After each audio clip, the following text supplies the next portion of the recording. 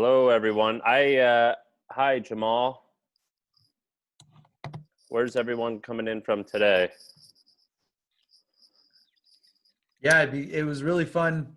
Sheboygan. Wow, where's Sheboygan? I gotta look that up. Is that Minnesota? Yeah, it does sound like a place I've heard of in the north of the United States. Which Wisconsin is what it says. Wisconsin. Walnut Creek, Maui again. Hey, how are you, Brian? My best friend Jack Smith is about to move to Maui. Oh yeah, Jack's moving to Maui. Yeah, he spent quarantine in Mexico, like on a beach in Mexico, and he's like, I like this. So Darwin's moving there too. Yeah, she went to high school there. Oh really? I didn't know that. Yeah, I don't know why. She's from Korea, and for some reason, her family thought going to high school in Hawaii was the move, but it worked out.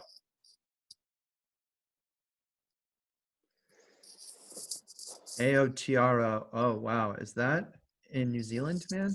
Someone just posted this thing that I can't even Google it correctly. Aotearoa. Good day from Stockholm. Just a friendly reminder to those of you who are sending messages just to the all panelists section. Remember to do all panelists and attendees so that everyone can see your chat messages.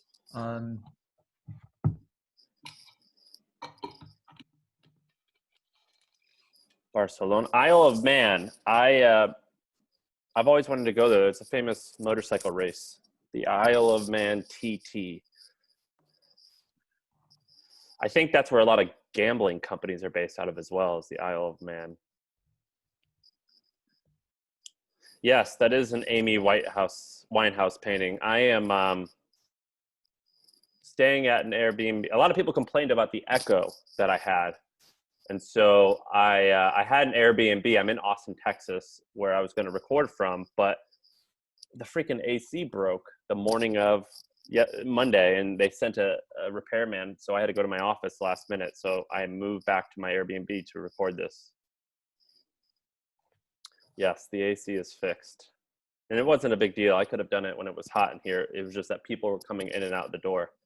And they called this house Amy's Wine House. And there's like Amy Winehouse memorabilia all over the place.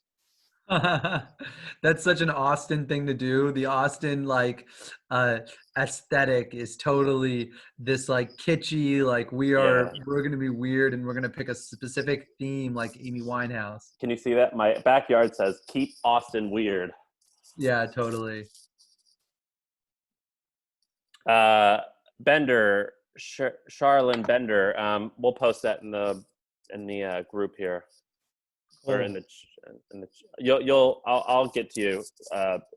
Actually, if someone could post the Facebook group into the link section or into this chat, so he or she, Charlene, can join. No, Craig, no pre-reading, but there will be stuff after. And thank you for posting that group. Okay, we'll get started in like maybe 2-3 minutes. We'll let more people come in.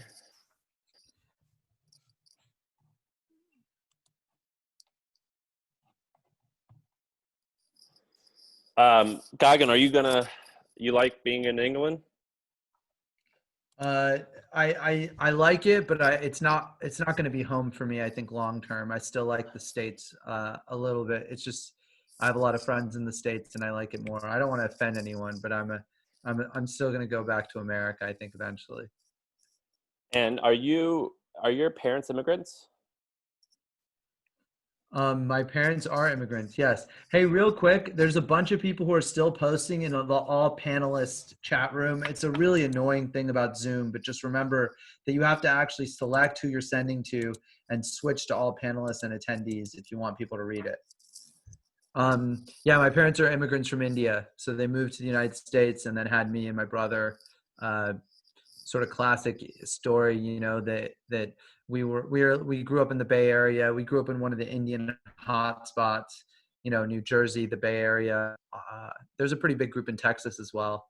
Um, mostly people who work in, the sciences, and primarily because there was a big effort by the United States to import scientists and engineers through the H-1B program. So A lot at Berkeley and Stanford. When I grew up in Missouri. Until I moved to San Francisco, I did not know one Indian person. wow, yeah.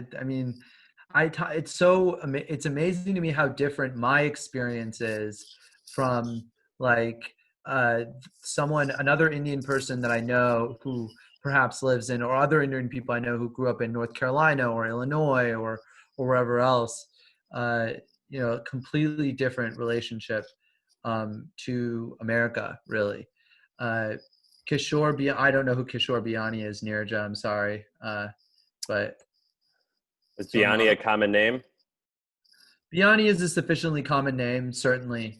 Yeah, it's not very common. It's probably on par with par.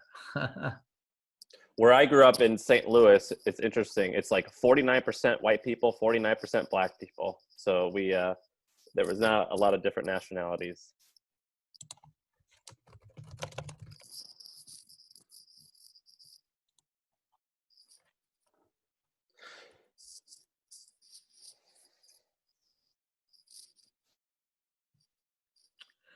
All right, Sam, I think we can get started. We're 5 minutes in, which I think is like a sufficient time period for people to get into the course. And yeah, let's go. Hey everyone, I'm just going to jump in while Sam's getting started here and say we want to thank you so much for working, being our first guinea pigs on this course. We're really thrilled about what we've built.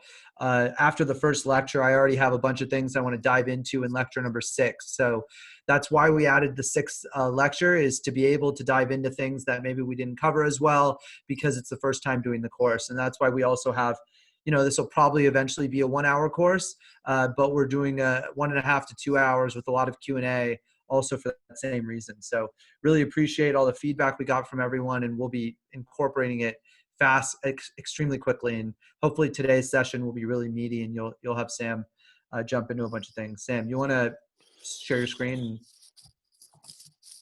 Yep. Okay. So I'm going to be leading this one. I will share my screen now. I'm not going to have the chat up, but Gagan will. And we will have a little bit of Q&A time in between. But let's get into it. Oh, I'm still in Zoom. You're in Zoom right now. Yeah, there you go. Okay. This is, you can see this, can't you? Yep. Let's get rid of that. Okay, so this is my favorite part because I will be doing all the talking. No, but because this stuff excites me a ton.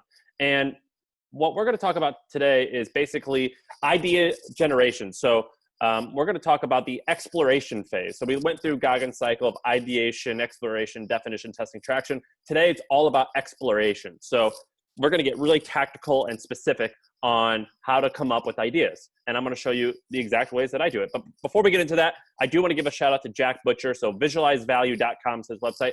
I tweeted out where to get slides made, and I had like 20 people named Jack. And so I got to give a shout out to him. So if you're putting together a presentation or even building a website, we just basically gave him a ton of text, and he helped us turn this into what it is. So I definitely want to give a shout out to Jack. So check him out. Okay, so as I explained, today we're going to spend a lot of time on ideation strategy and looking at research and how to figure out what's interesting before you even get started.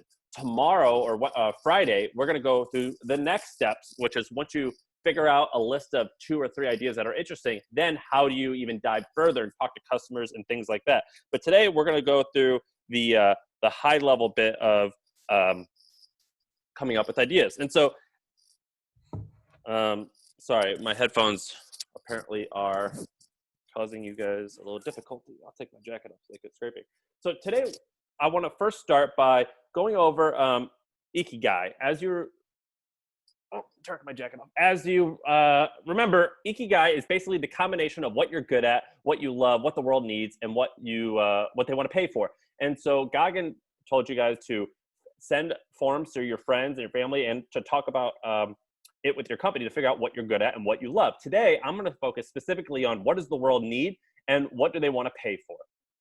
And before I get into this, I want to say that my reasoning for what I'm about to teach you is threefold. The first thing is that knowing what's possible, I believe, will expand your mind. So it's hard to think of interesting problems when you don't even know they exist. And it's almost like when Roger Bannister ran the first 4-minute mile, it hadn't been done for, well, it hadn't been done ever. And then immediately after, a whole bunch of people, like 5 people did it that same year. To me, this is kind of like what that's about, is when you see what's possible, it helps kind of expand your mind. And the second thing is, a lot of the math that I'm going to go over, it's not perfect. That is totally fine. Back of the envelope math is sufficient. And finally, this whole process is about observing and finding inflections. And as we talked about yesterday, the 4 inflections are adoption, belief, regulatory, and market inflections. And sometimes when I'm going to use the word debt inflections, like tech debt, that just means market and technology. Gagan, what do you think? Yeah, just back to the previous slide. One thing I'll add, like the point of this lecture today is to actually talk about the process that Sam uses by which he researches industry. So he is an incredibly curious person. It's how he comes up with trends and how he came up with the hustle. And basically, whenever he comes up with an idea, he sees a company he likes, he sees an idea or a market he looks at, he does a ton of very interesting research on it. And that's what Sam's going to go into. Great. Now, before we get into everything, Gagan asked you guys to pull out a piece of paper and have 4 quadrants and to use it as note-taking, and we're going to do that today as well. Now, I don't want you to worry about the bottom half at the moment.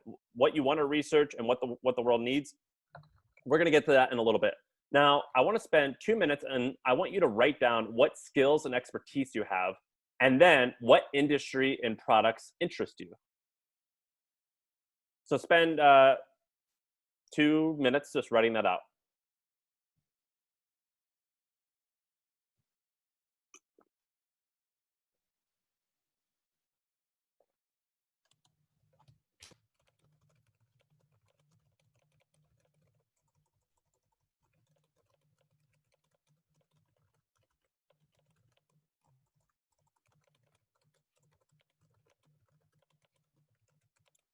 Okay. Sam, I say we give him another 3 minutes. Just Another 3 minutes. All right. yeah. Till the feedback yesterday was they didn't like when I talked in between breaks, so I won't talk.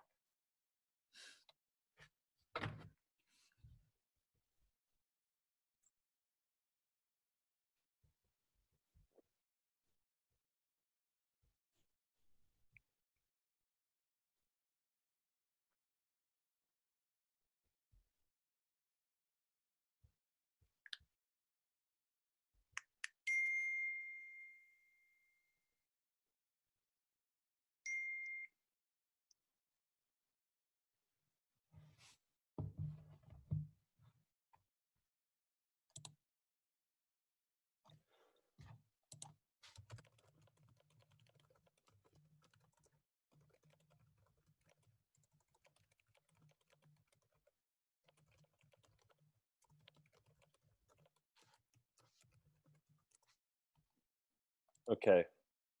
We're about getting there. No, we're not. Oh, Sam, keep just going. look at your clock. Look at your clock and wait until the 15-minute mark. So when it goes, it's at 12 right now. So wait till it goes to 15. Yours says 13 now, 13:05. So wait till 15.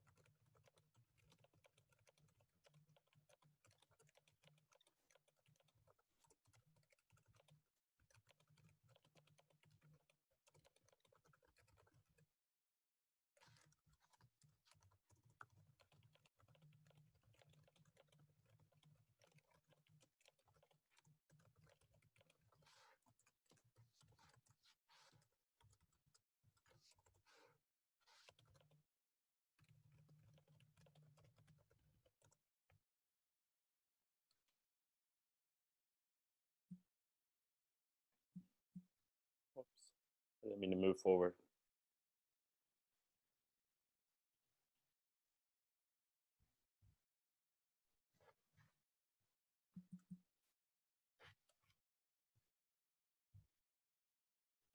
You can go back, Sam, by the way, just by hitting the back arrow, I think. I can't. I'm hitting back. It's not going back. Oh, bummer. Are you sure you're in the Keynote itself? Yeah. Like check on the top left and see whether it's showing you Keynote or not. I think it's because I was in.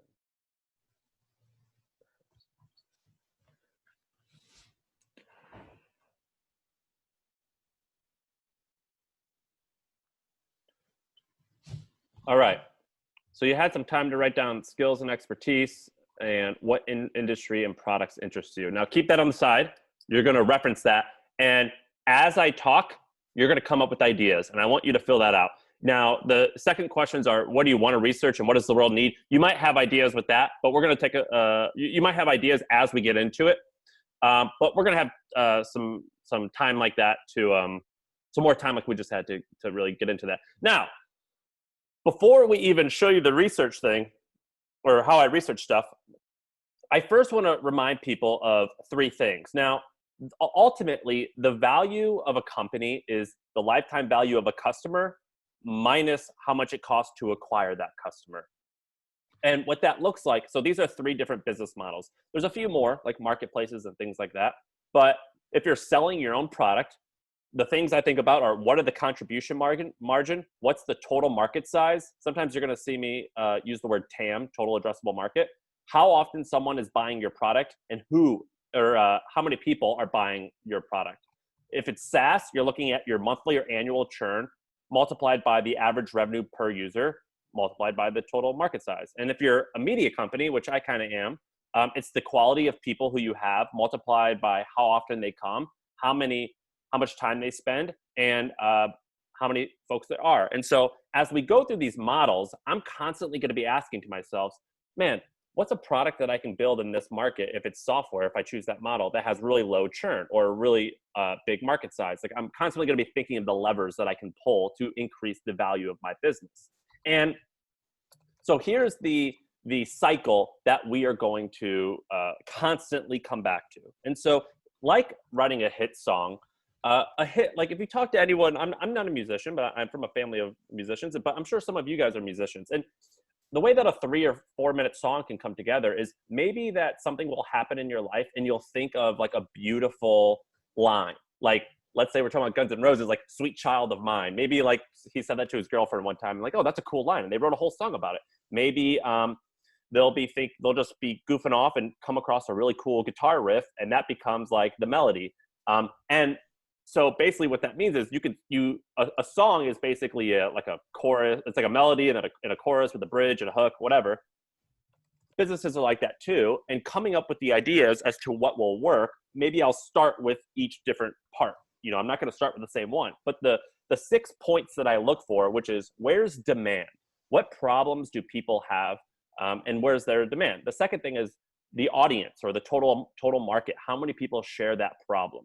The third thing is, which companies are leaders in that space?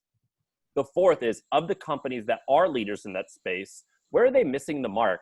And fifth is, what business model works best for solving that problem? And six, what other problems that people have that companies aren't even addressing at all? And so my goal in this ideation process is to uncover different bits of gold. I told Goggin, I'm like one of those truffle pigs, and I'll just put my nose to the ground and I'll sniff all over hundreds of yards of fields in order to find those little insights, those little truffles buried beneath the dirt. And that's kind of like what I'm going to do, or that's what I try to do. And so I do it through 5 different methods. The first is reverse engineering, then media spend. I look at what the media spend is. Then I use a variety of databases. Then I try unbundling, which I wrote a little bit of an email about, maybe you guys saw, but we're going to dive deep. And then I look at user behavior or cultural shifts. I use those interchangeably. Yeah, and let me just jump in here. Look, There are probably 100 different ways to go truffle hunting. We're going to go through 5 of them, but it's important to recognize that you eventually will start to build your own art and come up with other ways to do it. This is a set of examples that will be super useful for you that you can use tomorrow if you're someone who has trouble truffle hunting. And that's why we're choosing these ones. So let's dive into the first, and I'll call it reverse engineering. And the reason why this is actually the easiest, and I think it's probably the second most interesting, but I do think it's the easiest. And the point of reverse engineering is it's amazing how much free data is out there on big or small companies. And what I like to do is I like to find some of the biggest or most innovative or fastest growing players in the space, and I like to see exactly what they are doing. And so I will just sometimes it just starts as simple with Wikipedia. I just drove down the street here and I saw like a factory for a poultry company, and I just looked it up on Wikipedia and I thought it was interesting. And I just looked at the secret to Wikipedia is you got to look at the little annotations, the sources, and then I just dive deep, and that just helps me ideate. And I do the same with all of these sources. I'm not going to go through each one, but I will during the Q&A if you guys want to ask. But most all of the things that I'm mentioning here have a free version. Okay, so here's an example of me reverse engineering something. So I'm very fascinated with 1-800-Flowers. The reason why is 1-800-Flowers, along with Omaha Steaks, the Omaha Steaks just sells male steaks, and 1-800-Flowers is a large company that does $3 billion in revenue, I think, and they sell flowers for Valentine's Day. And they're interesting to me because I read somewhere that they were one of the first people to do advertising online. And so I just started reading the annual report on annualreports.com of 1-800-Flowers. And they made an interesting line that said, our expanded succulent lines at 1-800-Flowers is growing. And it's particularly popular with millennial customers. And I read maybe 5,000 words and I saw that one line. And I thought, this $3 billion a year company is singling out succulent plants for millennials. Something is interesting. And so when that hit me to myself, I thought, well, boom, there is an adoption inflection. There is new demand, and people have this problem where young people want succulent plants. I'm not a plant person, but I like selling stuff, and that was really interesting to me. Now, I dug further, and this took me only 20 minutes to find this information, and this is really nitty-gritty stuff. And basically what I learned was that 1-800-Flower, they aim to acquire new customers for under $20. Their average order is about $65. So that tells me people are spending $65 for plants. Their gross margin is 41%. And then most customers only order twice a year. And almost half of their revenue actually comes from the stuff they sell after you buy flowers. So when you go to checkout, it says, you want to buy your wife a fancy vase along with these roses? Yeah, sure, I will. That's where a lot of their revenue comes from. And my takeaway when I read this is a huge issue in this business is you have to figure out what people want to buy on a regular basis. Additionally, you have to find a really, really good upsell. So, for example, it could be if you're targeting towards young people, maybe it could be pop culture oriented vases. That's like really where the moneymaker is. And then you have to make sure that your margin is at least 40%. So if you go out and you find a supplier, you have to make sure that the numbers all back out and make sense. And so by going through this process, I basically have just found that there is in fact demand for this. I don't know if I can fulfill that demand, but I know that this exists. I also know that 1-800-Flowers is doing an okay job at this. But where they're failing is they probably have a huge company and they can't focus on it, which their problem is getting repeat purchase rates. I actually think that their business model is probably pretty good. And so I have this like holistic idea here. Now, here's where this idea actually gets executed. I wrote a report on this actually a year ago, and I sent it to one of our Trend subscribers, and he executed on it. And so his way of solving this problem was he saw, wow, young people want plants at home. And so he created this business where he had house plants, and house plants are interesting because you might buy more than, like with 1-800-Flowers, they said that they only really sell stuff on Mother's Day and Valentine's Day, and the rest of the year is pretty slow. This is like this guy, I blurred out his name, but Pico, it's really cool. He raised $1.5 million on this business, and it definitely has the ability to be large. We'll see if he can pull it off, but that's that method in place, or that's an example of that. The second one, I'm gonna show you another example. So I'm obsessed with the idea of software recommendations. And the reason why is I've actually lost hundreds of thousands of dollars, and so has Goggin, of selecting the wrong HR software and wrong payroll software. And so I got obsessed with, how do I figure out what software to use before I actually buy it, because it's a headache to switch. And so I found this website called BuiltWith. And BuiltWith is interesting to me because you just type in the name of a website and it tells you what software that company used. Now, this isn't for HR, but for like the tech behind the website. And I went to similarweb.com, which is one of my sources, and I entered in the website to similarweb.com, and I found out that over 1 million people a month use SimilarWeb. And not only do they use SimilarWeb, but if you go to, BuiltWith, not only do they use BuiltWith, but they go directly to the website. So something like 800,000 people type in builtwith.com and use this to figure out what software to use. That's interesting to me. And of the people who don't go straight to the website, SimilarWeb told me that a large amount of their search traffic is from people who type in Google BuiltWith. That's crazy good demand. I mean, that's very interesting demand. And my takeaway is that I am not the only person that has this problem of trying to figure out which software is best for different problems. And BuiltWith, I just looked on how they make money. They make money because what they do is they charge marketers $500 a month, and it'll help you create like a list of people who you can cold email. Like you can create like, give me a list of all the CRM software companies and who I can talk to sell them something. I don't really like that business model, but it's definitely an effective business model. And that was my takeaway, is that a lot of people, there is a demand for this. It's not just me, and it is a fair bit of people. And this model of like a software product around this model seems to be quite effective. Again, I don't know if I want to do that, but it does effective. And I just found this out by using SimilarWeb.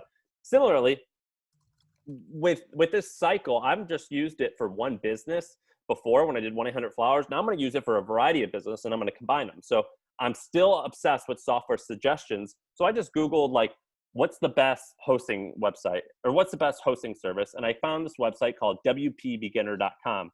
And all it is a blog that suggests different software. And so their numbers are even higher. They have 5 million people a month who go to their website. And they get all their traffic from people doing search engines. And so what that tells me is that there's of this software suggestion idea, there is a huge sub-market of people who only want WordPress help, like 5 million people a month, probably even more actually, because that's just wpbeginner.com. And I use Ahrefs, which is another thing that I've mentioned in the resources that I like. And again, we can talk more specific about each resource. And I learned that best hosting and best email service are actually the top pages on wpbeginner.com. Those are the pages that get the most traffic. So a lot of people want to know what hosting is the best, what is the best hosting service, and what's the best email service. And so my takeaway now is there's actually 2 ways to monetize this business, this idea of software suggestion. There's SaaS, like BuiltWith does, and there's affiliate revenue, which I saw that WP Beginner does. And so to go back to our cycle, I now know that there is demand. There are other people who have this problem, and it's a lot of people. And I actually have 2 different business models that will solve that problem. Now, what I have to do now is go back to the Ikigai process and be like, well, what interests me most, what business model, things like that. But it's still quite interesting. And so my takeaway after doing all of this is, man, this business model of helping people suggest software, it's pretty cool. But when I'm a small business, I just want to talk to someone on the phone and have them tell me what to do. I wonder if I could do a concierge for helping small businesses decide what to do. Like maybe I can call Goggin. Goggin, you started this. What's the best software for a 20-person payroll company? Or maybe I could do WP Beginner for Webflow, because I know Webflow is a crazy fast growing company and this whole no-code thing is popular. Or maybe I'll think to myself, Wirecutter for SaaS. So Wirecutter is a great website that teaches me what to buy in my home. Maybe that could help me. Or I could go down adoption inflection and think, well, remote is getting popular. Maybe I should I should only tell people which remote tools to use. And so that's my process. And I'll actually show you one last one for reverse engineering, which is NewsPicks. So NewsPicks interests me. And the reason it interests me is there's a stat it's way lower than what it is here, which is that 41% of Americans trust media companies. Now, because of everything that's going on, it's like 20%. And so the problem of how do I build a trusted media company? And I randomly came across just through Wikipedia about this Japanese company that has this product called NewsPicks. And what it is NewsPicks is owned by this company called Usabase, and they own 3 different products, and one of their products is an app that has 150,000 paying members, and each member pays roughly $100 a year. And what you get is access to a website and an app where they post news articles, and experts say their opinion of that article. And I think to myself, that's a really interesting way to solve that problem, is you just list the headlines and experts say their opinion. That's kind of cool. And I'm shocked that people pay for that. I didn't know that would be like that strong of a value proposition, but apparently it is in Japan, and it's a $40 million company. And this company actually, NewsPicks, it's publicly traded in Japan with an $800 million market cap. So that's where I found this data. And so I'll let Gagan jump in here in a second.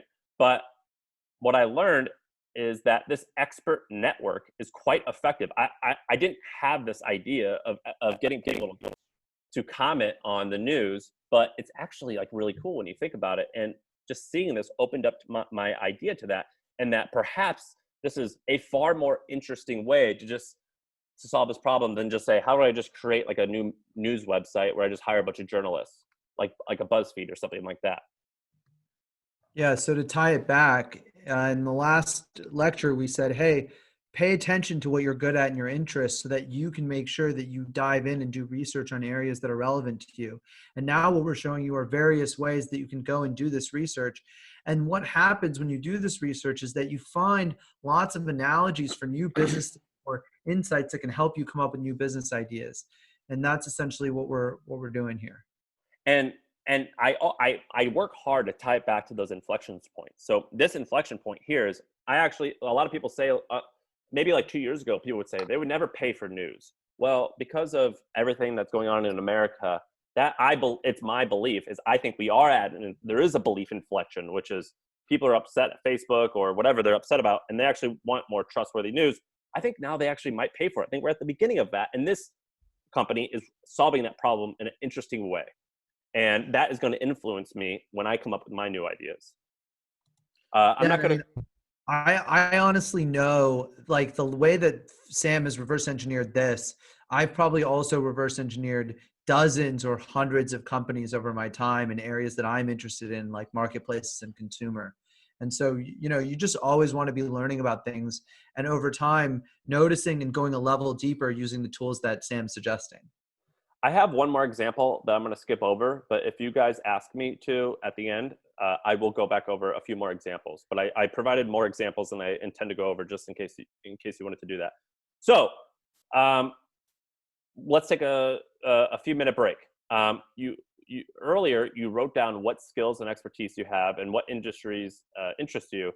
I'm going to show you 4 more ways to research. Now, you kind of understand a little bit about what I'm doing. I want you to just write down 1 or 2 things that you intend to research. And I'm going to show you 4 more ways on how you can research that. So take time to, let's do 3 or 4 minutes to write down what you want to research. And Gagan, did you want to do Q&A right now or keep going? Yeah, well, let's give them 5 minutes to write down what they want to research, and then we'll do a little bit of Q&A. So people have been asking a good number of stuff in the chat and Q&A, and I've tried to share that, but maybe we'll get a few more questions here. I've tried to answer them. Maybe we'll get a few more questions here. So let's wait 1 second. I can't see your timer, but I'm at 8:33. 33. Let's wait until 36. Okay. For them to write down, and then at 36 we'll go in and talk about some Q&A. All right, I'm gonna grab a cup of water. Yeah, do it.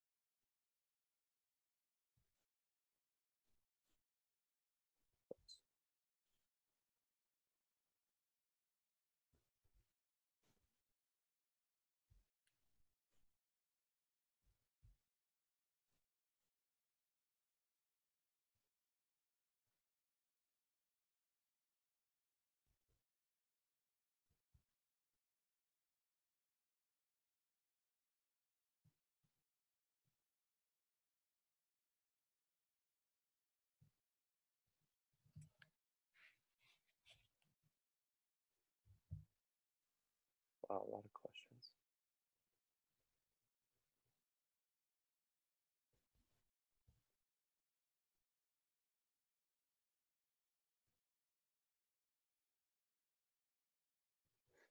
Yeah, I'll say this actually while you guys are writing. Someone said they're confused about the task. For what do you want to research?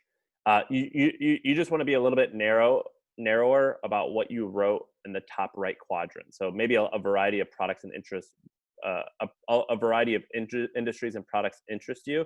Now, if you were gonna like actually go and research something, what would you research? So if it's like I'm interested in the health space, like all right, what would you research? Maybe like apps that make people skinnier or something. I don't know, something like that though. You just get a little more specific.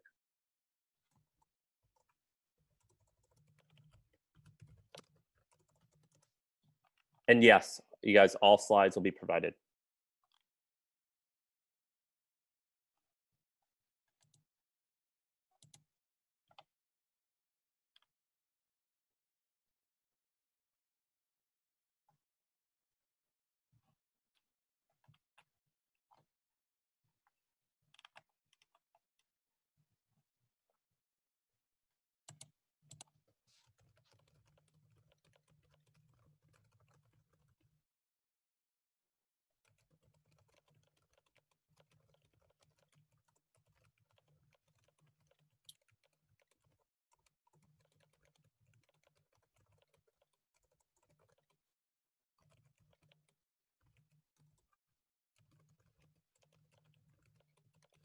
Um, so you see all the Q&A, Goggin, right?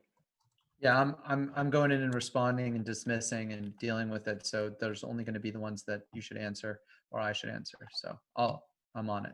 All right, let me know when you want to start. I think we can start in just a second. Let me finish one thing here.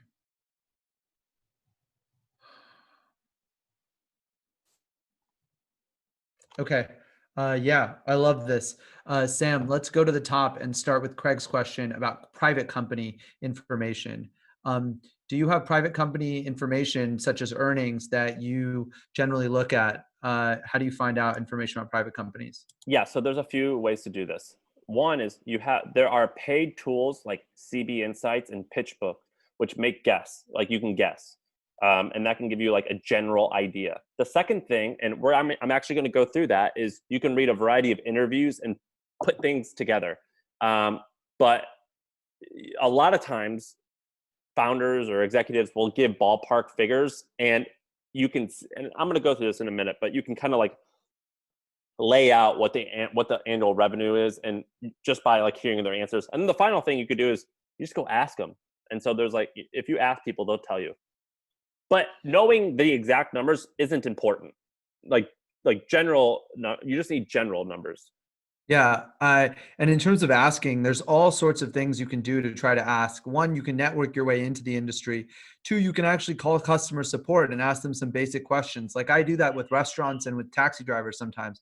I'll just ask them how many rides they're getting and how busy they are and learn questions like that. So there's lots of ways to dig on private companies, but also you can focus on ones where the information is more accessible and easy, and that's also acceptable to you for now. You know, it's good to start with things that are not as difficult.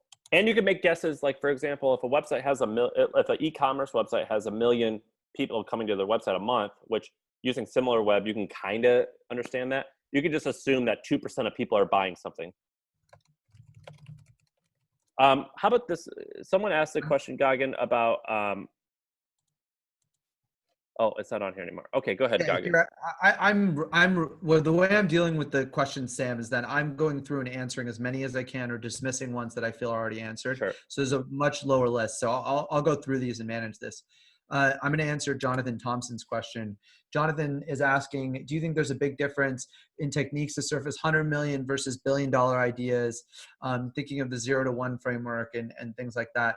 I mean, the answer is yes and no. On the yes side, there are probably some nuances in the difference between $100 million in revenue and $1 billion in terms of your ambition and your goals. And likely you'll have higher risk because there'll be more people competing with you and more chances of potentially being wrong.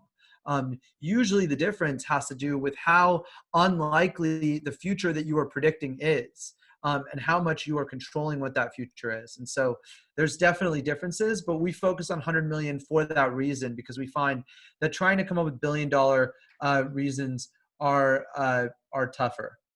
And also, what I'm suggesting is not just build a different version of what you're researching. What I'm suggesting is that you are learning about what all is out there, and you can either just copy someone but make it better or different, but also you can just see best practices of a variety of things and kind of mold them into something interesting. So it's like Facebook was 0 to 1, sure, but they probably looked at MySpace and was like, what's not interesting about this, and how do we improve? Awesome. Craig Folds got a question about, you said you both lost 100K plus in finance, HR, payroll software. What happened? He's has an idea in the space. So I've got two answers to this. One is, Craig, I don't on the call want to do customer interviews. So we're not going to sort of go through and give you all the answers. We'll talk about how to do customer interviews later, but you should do those on your own time. However, I like your question regardless, which is this idea of, hey, there are lots of problems that people run into as business owners, and how do you go about finding out what they are and learning more about them? Well, you listen to podcasts like this, you listen to lectures, and then you go and dig and you start asking people who are actually dealing with that problem right now and finding out about it. So, And solving those B2B problems is probably easier than solving a customer, like a consumer thing. Is that all right if we go to the next one, Goggin, and answer some questions at the next break? Sure. Okay, this next one is very easy. I'm not going to spend a lot of time on it, but a lot of people don't know that this exists, and it's kind of like a cheat hack, like a cheat code. So when you see companies advertising for something, particularly if it's a big company, you know that they're onto something. You don't know that it's working, but you know that they know something that most people don't. So there's 4 ways to do this. There's the Facebook ad library. A lot of people also call that the Facebook ad archive. There's Moat, Moat.com, SEMrush, and Jungle Scout, which is specifically just for Amazon. And these 4 tools show you where people are advertising and what they are saying in their messaging. And so, it could be even as simple as when I walk on BART, I know that billboard advertising is where that's like one of the last things people turn to. I could have told, it didn't matter. I wasn't going to gain off of this. But a year and a half ago, I could have told you that Facebook groups were going to be the coolest thing ever, because Facebook was advertising on BART all about Facebook groups. And so what you see, companies who are smart, you'll see what they're spending their money on and how they're positioning stuff. And that will show you where there's demand. Here's an example. I'm not interested in this industry, but it is kind of cool that I was able to see it. So there's a company called Kettle and Fire. They sell bone broth.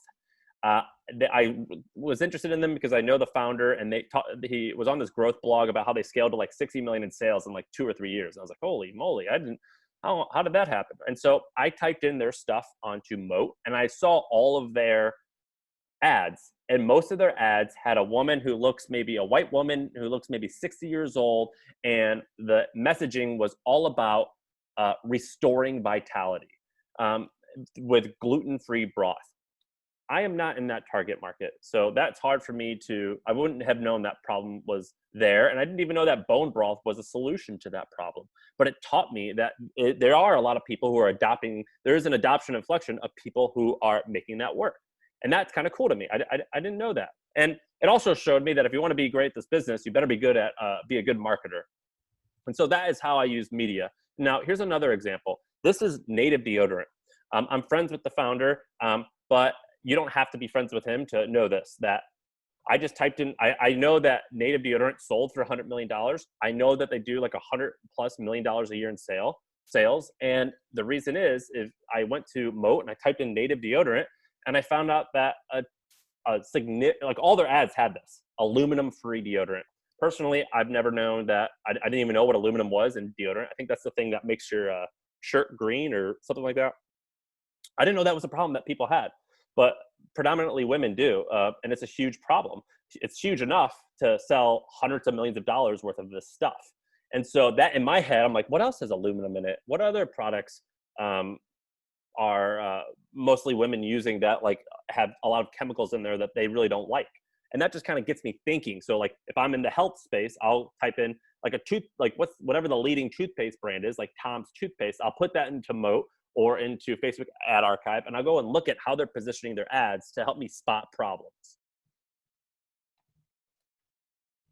And so what this does is it shows me where's the demand and how many people or what type of person is having this problem.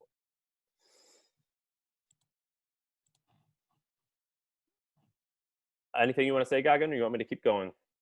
Keep going. Great. So the third way is databases and media. And so this is actually how I started my company. My 5 or 6 or 7 favorite places to find that is I own trends.co. It's a newsletter, and I'm not telling you to go and sign up. You don't have to if you don't want to. But all we do is we uncover different ideas and uncover different bits of data that are interesting. But also, I'll go to the Forbes Billionaire Index. I'll go to top company lists. I think most top companies, like Forbes 30 under 30, that's mostly bullshit. But Inc. 5000, that one is actually interesting because it shows which businesses are growing the fastest which new businesses are growing the fastest over a 3-year period. Another one is Latka. He has a database that shows growth of software companies. 2PM is for direct D2C stuff. And then Mixergy. I actually started my company because I saw an Mixergy interview. And this part is quite simple. And I'm going to show you how it works. In my case, I just read a biography of Call Me Ted. I already knew that I was good at writing content and I enjoyed it, but I didn't know the business. And so he kind of inspired me. And then I read about Thrillist, which was a newsletter business that scaled to 80 million in revenue. And then I read about Daily Candy, which was a newsletter business that was acquired for 125 million. It's quite profitable. But then I started getting interested in Masa Son. That's the guy who started SoftBank. And what I like to do is I'll use newspapers.com, or archives of Harvard Business Review, and I'll look at how interesting companies that I admire started. And SoftBank, a lot of people don't know this, they started as a publication in Japan on tech companies and magazines, and they made money, and eventually they started investing in the companies that advertised with them that performed best in the advertisements. And that's how SoftBank kind of became an investor. So that inspired me to start my company. Now, here's other examples of things that I thought about doing, but I realized I don't want to because that's just important. So Craig was talking about how I find out how much private companies make. Here's I was interested in the agency model for a little while. I know that someone here was asking about agencies and consultancies and things like that. The fact is that they are scalable. They totally are scalable. And so what I did was I looked through webarchive.com and I found multiple interviews with Gary Vaynerchuk where he would say, yeah, in year two and three, we did 1 million. And in year 3, we did 4.7 million. And then maybe like in another interview, he'll say like year 6, we did 54 million and we're growing at 40%. Or, we usually make like $150,000 a head per employee, or this year next year we're going to have 600 employees, whatever. I combine all of this and I create a chart, and that teaches me about the business. And so what I learned by doing this is that businesses that need VaynerMedia, for those of you who don't know, it's a social media agency. So they help big companies post on social media, which I didn't think that was an issue. I'm wrong. It is an issue.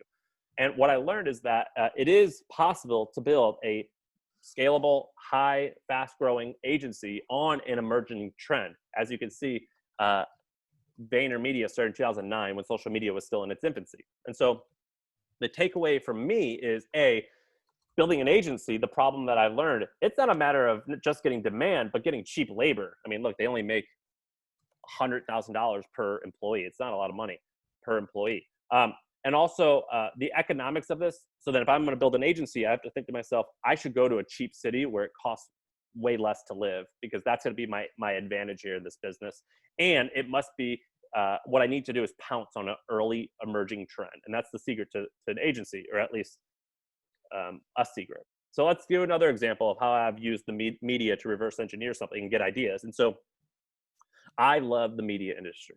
The problem with the media industry is you have to get a lot of page views in order to make money. So I was thinking, how else can I use my skill set of content to create a business? And so I found NerdWallet. And NerdWallet, I just gathered this to public, like they did interviews where they kind of said what their monthly users were per month, and I kind of understood like what the revenue was per month. And so basically, what I learned is like, man, with you only need 2.2 million website visitors of highly targeted website visitors to your content to make $30 million a year in sales. NerdWallet now, I believe, is like $150 million a year in sales. And so it kind of taught me that this model is actually highly efficient, which fits my needs because I don't want a ton of employees. And it also, I learned that what NerdWallet is it's a website that helps you select which credit card is best for different situations. And so I was like, man, this is like a really interesting business model. And I put NerdWallet into similarweb.com, and it said most of their traffic comes from SEO. So I've now learned that A, a lot of people need credit card help. B, NerdWallet wins by having great SEO, which means C, I probably won't be able to win that way. So I have to come up with something new in order to get users. And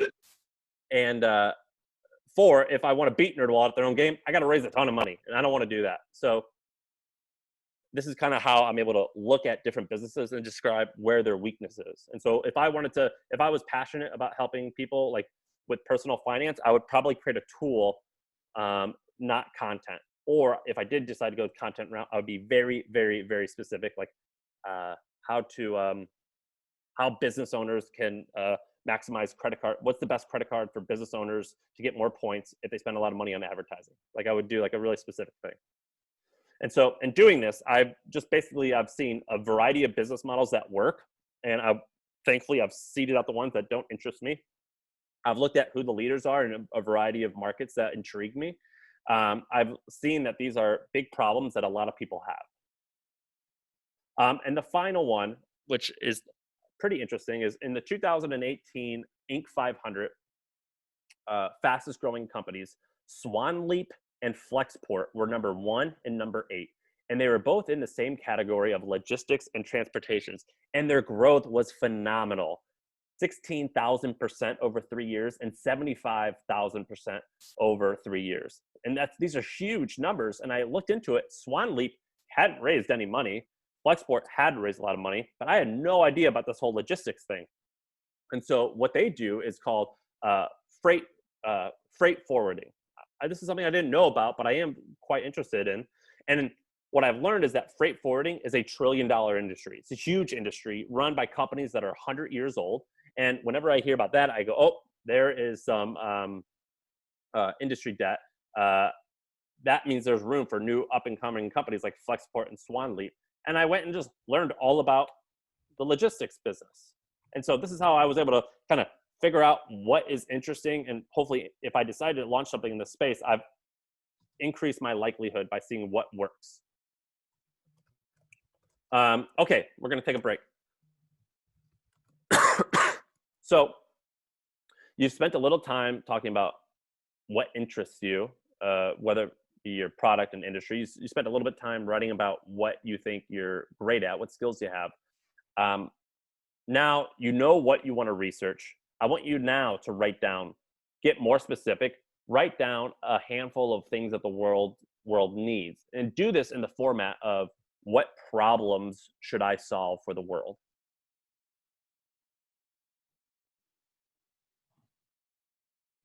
And you want to do Q&A as well, Gagan? Yeah, let's go 5 minutes break. Let people seem to be loving what you put down, Sam, and I loved it too.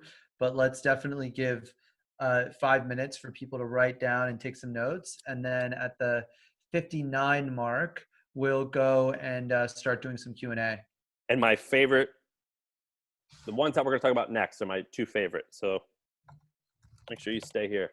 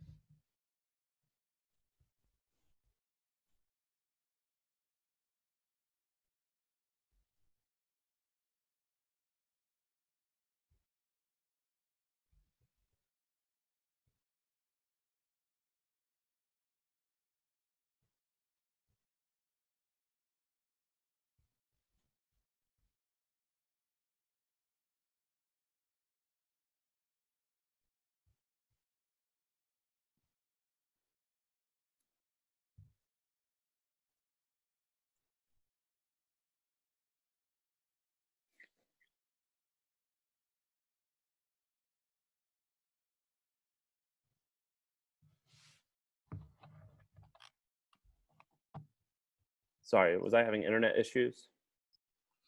Nah, it was fine. Don't worry.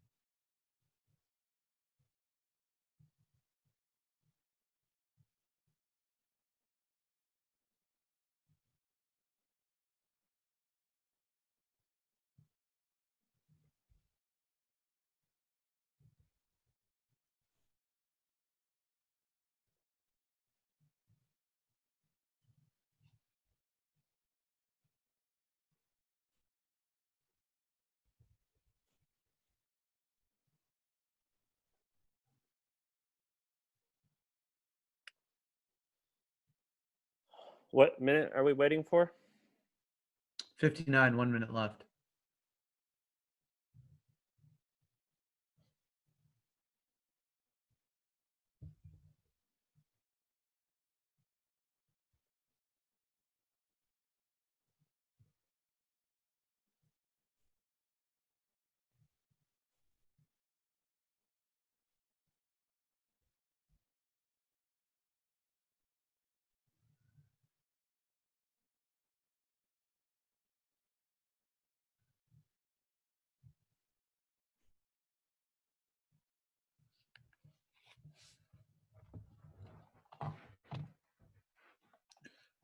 All right, let's do this. So one question people are asking, and there's sort of two of them in here, are about like how long your research process is for one idea, and when do you weed it out and stop wasting time on it? I I'm gonna go back to this song analogy, which is sometimes like you just get it right the first time and you make a decision, no or yes, like right away. Like sometimes someone could just tell me like, hey, did you know that there's 5 million weddings a year, and like there's only 3 websites that help women decide what they want to put on their registry list. Like that's interesting already, and like within like an hour I can be like, oh, that's cool. And it just so happens if that fits my needs, then I'm like, I'm in. Now, um for my company with Trent, or with the Hustle, I made that decision after 3 days to do it. But then I also have a huge database of stuff that I just track all of my ideas. And then what I do is I don't always start new stuff, but I'll steal the best parts of my research. Like, let's say that I found this really cool business model, I'll deploy that against my current existing business. And I can do that in like 2 days. So, Yeah, sorry, I mean, that's like the a answer broad is it's answer. fluid. I think you can't look at this as a discrete event. Like, hey, I have an idea. Hey, I'm going to go and explore this particular market. Hey, I'm going to go and explore this company. It's a constant process. So you're sometimes going to spend a lot of time on one specific company because you're just super fascinated by it. And sometimes you're going to stop completely right away. I think one way I would look at this, though, is that after this lecture, you absolutely must pick one company that you want to go and do the research on and do some of Sam's research. Look through some of these websites. Once you're familiar with these tools and you understand how they work and how easy they are, you'll start using them way more. You just have to break the seal and do it once. Yeah, I can like go. I can see something. I went to. Have you heard of Crunchyroll? Yeah, yeah, the food company. No, wait, no, Crunchy Base or whatever. The anime. Anyway. There's an anime company, and I just found it one day, and I just looked at SimilarWeb, and it said they get 100 million people a month, and I'm like, holy shit, the anime thing is booming. Like I can tell. Yeah, Crunchyroll. I got it Crunchyroll, wrong. and I can just tell right away. Now the thing is that I'm not interested in that. I'm not going to launch. I don't care about anime stuff, but I am going to take the learnings of just like looking at this like subscription model. I'm just going to put it in my back pocket. And whenever I work on my own subscription model, I'm gonna pull it out if it's interesting, and I'll know it. There's two questions about your database tracker. I assume that's internal trends database, right? We have trends ones, yeah, which like we use, but then this all started the VaynerMedia and the NerdWallet thing. I have my own spreadsheet that I just write every date and number I find in. I'm a little OCD and problematic, and that I write down numbers like a madman. So like if I read a biography, I always timeline it out, and I always put it in 2020 dollars. Yeah, that's awesome. Again, like Sam is much more of a scientist here. He really likes to like have all the data and look at it. I tend to only do things when I need them. So I will only look up the data when I need it or write it down when I need to. One thing I do though is I have an Evernote with all of my startup ideas, and I have another one with all my blog posts, another one with all my tweet ideas. And there's actually like a number of really cool new tools like Rome Research and articles. There's a guy called Tiago Forte who teaches a course on how to do better sort of note taking. So there's a bunch of note taking, advanced note taking stuff you can do. But for now, that should give you guys a good start. And Gagan and I are doing the same thing, really, where we're just observing like crazy and just filing it away. Right, exactly. And another person asks, Shivika asks, is it safe to assume that companies are openly sharing their problems? So if we do a good research, we may find it. No, the answer is no. You won't always find research on companies, every company you're looking for. There are some companies that are notoriously more hidden than others, but there are enough companies out there that share their information that you should be able to start finding good stuff. But this is a great question, actually. And I will add to that, if it's hard to find stuff on it, like the people who hit gold mines don't talk about it. So there's definitely like that says something. And also you can still do like some forensic research and like look at their backlink structure and see who's backlinking to them. You can look up their name on Twitter and see who's tweeting at them. I'm gonna show you about 3 or 4 or 5 more ways that you can get insider information.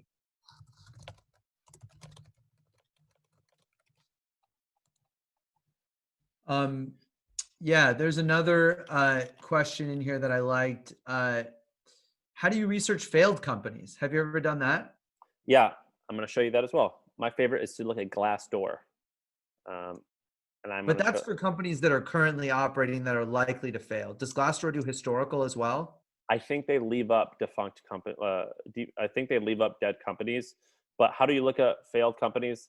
Like let's say right now you want to start a company in the social networking space. There were obviously 100 companies that existed back in the day, but it's really hard to figure out what they did and what they tried, etc. Social networking is a very popular one, but let's say it was more like I have an answer.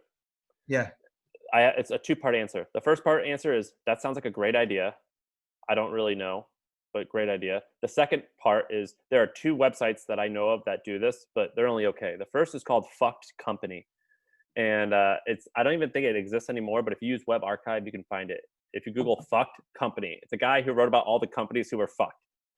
And then the second one is called the Startup, either Morgue or Graveyard. And this guy has interviewed hundreds of people who failed, and they'll explain why. Also, if you want to get, Startup Graveyard, someone just said it. Another idea is you could start a podcast. Like even if you don't have an audience and you just, hey, come join this big podcast, and you could interview the people who work there, and it's all about failure. Yeah, there are now tons of people messaging me about running podcasts on failure because I wrote a big tweet storm about it with Sprig, and so there's obviously more of those. I had a blog. We at the hustle, we had a blog series called "Shit I'm Fucked," and it was all about the times when they realized their business was completely ruined, and it was not nearly as popular as I thought it was going to be. Um, Yeah, I tend to think that like it's good to hear the failure stories on occasion, but also they can be quite distracting. You really only want to learn why a company failed if it got pretty far, because most companies just fail for really dumb reasons. Like the founder made some big mistakes, was too junior, too early in their career, or the founders broke up, or they couldn't raise money because they had the wrong timing, or they were in the wrong market, or whatever. So failures happen for so many reasons. You really want to only know about the ones where someone actually got it to some serious level, like 10 million in revenue and then it blew up, or it was it had gotten to millions of people, but then they couldn't monetize. Those are all things that are interesting to learn about. All right, let's Sam, I think we've done enough Q&A for now. Let's keep moving. People Okay, are loving it. these next two sections are my favorite. Okay.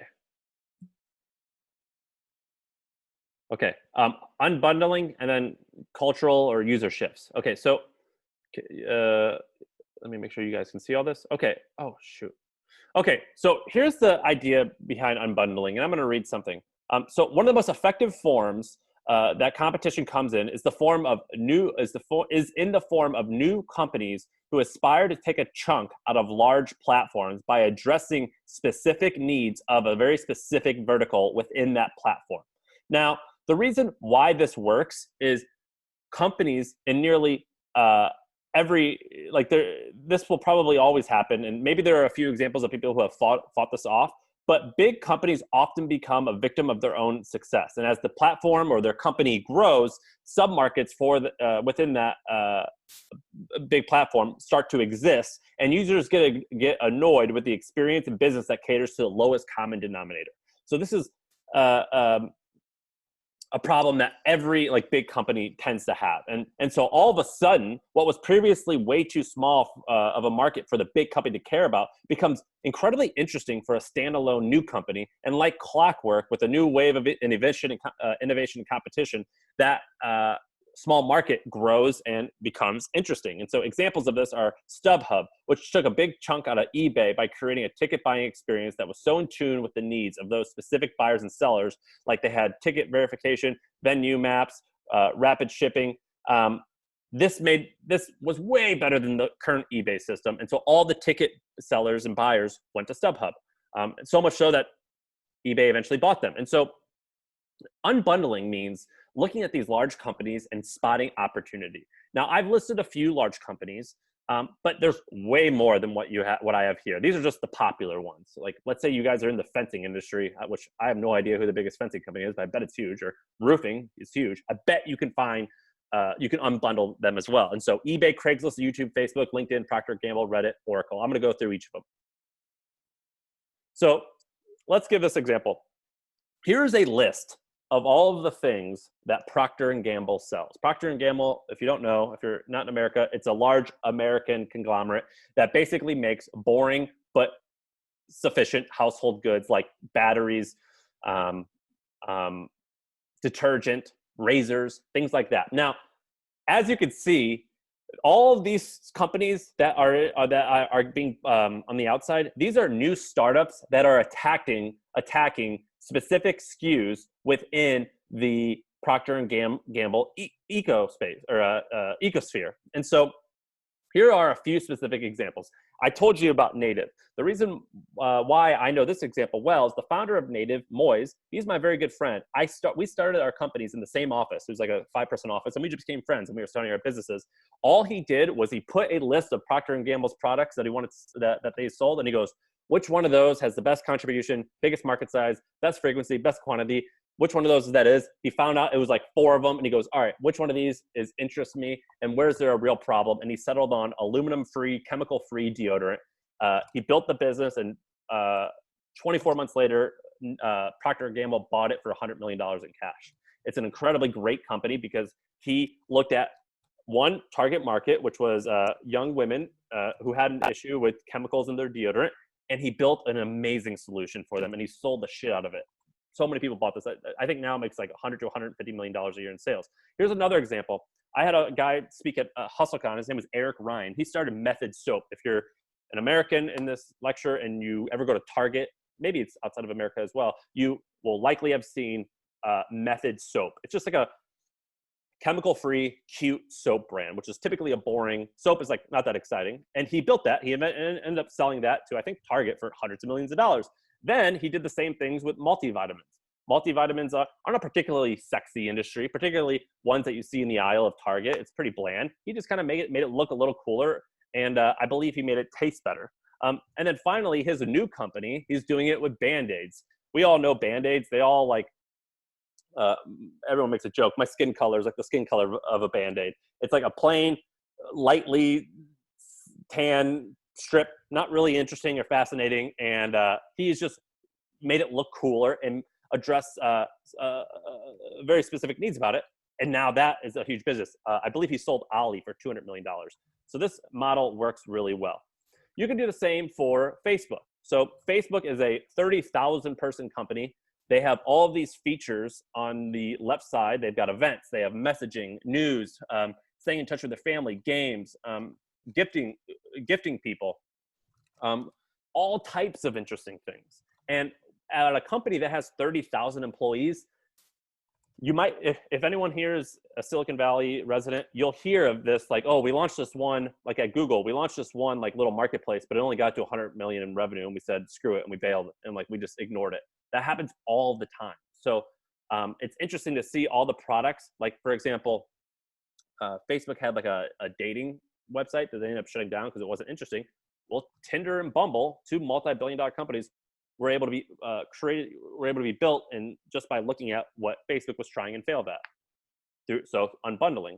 The same can be done for Craigslist.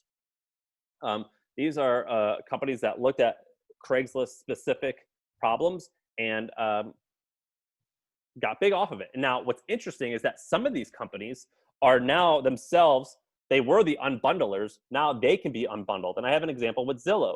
So you see here, Zillow, what they've done is before Zillow existed, let's say you use Craigslist to buy a home. It was kind of a painful experience. Zillow is awesome at that. I go to Zillow all the time to look at houses. And so what Zillow is, they were the targeter, but now they are getting targeted. And so the idea here is that Zillow is the leading digital platform in the US for real estate, and they aspire to serve the needs across many sub-verticals in real estate, from buying and selling a home to leasing or renting out an apartment.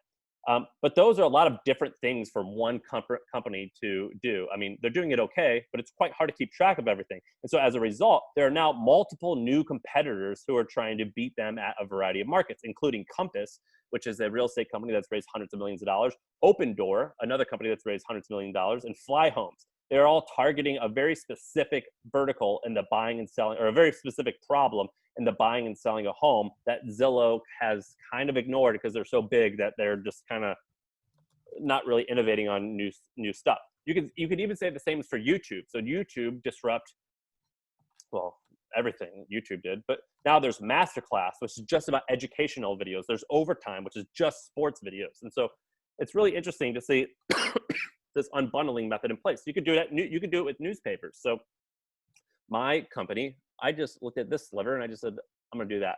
A lot of people are trying to do local news. They're trying to fix that. Classifieds, that Craigslist just crushed that. But you could do it with a ton of different newspapers and content. Like, for example, if you go and read about New York Times, it's a really large subscriber base of 4 or 5 million people. What a lot of people don't realize is that crosswords are, the crossword puzzles are some of the most popular stuff in the New York Times. So you could say to yourself, I love puzzles, crossword puzzles. Who knew that could be big? Well, you just do it by unbundling the New York Times.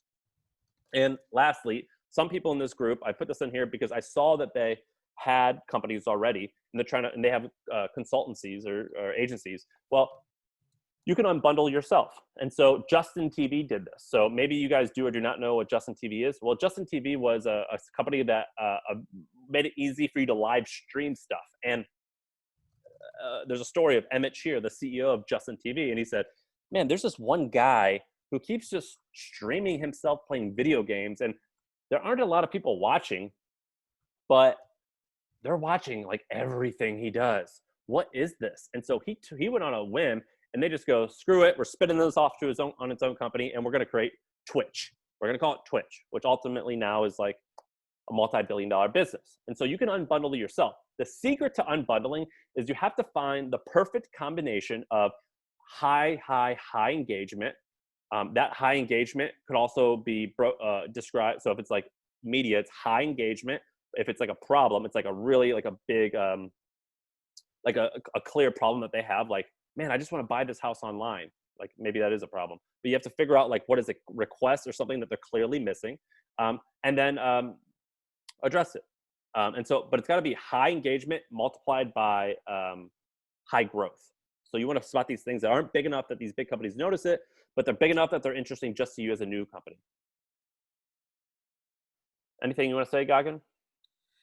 Yeah, I think it's important to recognize that you can change your mind based on what you see users do. So in the Twitch example, obviously they were passionate about live video, and they actually started in a totally different way. They started with Justin TV, and they found a certain use case to be very successful, and they moved into it. So you have to remember not to keep your ego tied with your idea. Eventually you might have to change your idea because another idea is better. And that's a really important lesson from watching so many successful companies. They always are modifying and changing until they finally get that that product market fit that everyone talks about. Great. I'm actually going to go straight into the user behavior one because you're going to have more questions after this one than the unbundling one, and we'll have a lot of time for Q&A. This is, I think, the best one. This is how you spot a lot of amazing inflections. It's also the hardest. This is very much so an art, but I'm going to try and make it a little bit of a science. And so what I mean by user and cultural behavior, this is kind of like the market inflection. It's a lot like the belief inflection. It's about just spotting little hooks where you're like, that get your mind rolling. And it's not going to be, though, a number. It's not going to say, it likely won't say this thing is growing by 5,000% a year, which actually did happen with Jeff Bezos. The reason he started Amazon was he said that someone told him that the internet was growing by 1,900% a year, and so that's why he did it. So maybe you're going to have some glaring thing like that. But anyway, let's get into it. So what I like to do is, someone asked, how do you find private company information? Well, this is also how you do it. And so what I like to do is you have the internet here. I call these the corners of the internet. I go to trade publications. I go to the comment sections a ton. I live in the comment section. Every single morning, I go to Huffington Post and Breitbart, which are one's a left and one's a right publication. And I look at the comments of the two same articles to help me understand how people truly feel on each side. I go to Amazon reviews. I'll read the worst Amazon review. I'll read the best Amazon reviews. I'll read iTunes reviews. I think Reddit is actually my favorite because there's a subreddit for everything. There's a subreddit for people who only want to build, for people who want to build gyms in the garage. There's a subreddit for people who want to get strong, but they only want to use their body weight. There's a subreddit for every diet you can imagine, every sexual fetish you can imagine, every clothing fetish you can imagine, or clothing interest. I mean, it's weird how many subreddits there are. That's my favorite. But I also like Glassdoor. So I'm going to show you how it works. So here's a great example. So in 2012, I was a fan of this subreddit called Male Fashion Market. Basically, there's this group of people that I'm part of, and I like to buy like old fancy boots, or I like to buy like some like expensive leather jackets that are vintage but have a cool story behind them, or streetwear and Supreme. I don't buy that stuff, but you know what I mean, that type of stuff. And so we started I didn't start, I was part of it, a subreddit called Male Fashion Market, where people would post on it and be like, hey, I have a pair of size Red Wing boots, size 9.5, $300. Who wants to buy them? And people would like ask questions like, all right, post pics, what do they look like? Okay, I'll give you $40. Okay, just mail me the money or send me a PayPal link. Like it was pretty hard to do. So this one guy came in. I think his name was Encore. I think his name was. And he started Grail.com. And here's the post that he made when he started it 6 years ago. And he said, hey, I've been a member of this community forever, and it's always frustrated me how we have to go back and forth to buy stuff. Go ahead and do it. Well, 2 years later, he raised $16 million in funding at like a north of $100 million valuation and has millions and millions of monthly users. And so his niche is high-end men's street fashion, as well as men's vintage fashion. At this point, I think they spun off a site for women as well. And so it's a great business. And so this shows you there's a belief and an adoption inflection. The belief inflection, which is we're now going to buy and sell used clothes online, and the adoption inflection, which is this hype beast type of clothing is going to get really popular, and he jumped on it. It's also an example of unbundling, because if you try to buy this stuff on eBay, the community is not there, and it's not nearly as good. Here's another example. This is Imgur. I call it Imgur. You guys might call it something else, but this is how it's spelled, Imgur. His name was Alan, the guy who started it. He started it 11 years ago. And what Alan did was he noticed that people were using PhotoBucket to share photos on Reddit. And at the time, Reddit was popular, but not that popular. And he saw the site was growing, and that a lot of people were posting pictures. And he goes, I'm a programmer. I'm just going to build this little tool that you guys can share pictures on. And now, 10 years later, I don't know if it's a good business yet, but they certainly raised a lot of funding, and it might be a good business. But it has like 300, 400, 500 million users a month to this website. And that's adoption inflection. They just piggybacked off everyone wanting to use Reddit and share pictures. In my opinion, Imgur could have been Giphy, and Giphy eventually sold for $500 million to Facebook. So I think they missed their mark, but they definitely spotted something that others didn't. And then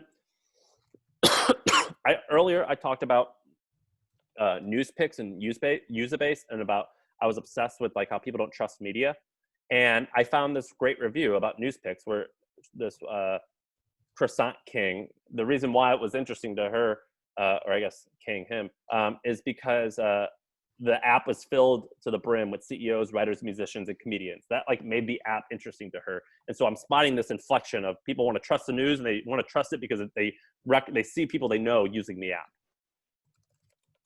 Now, here's a great example.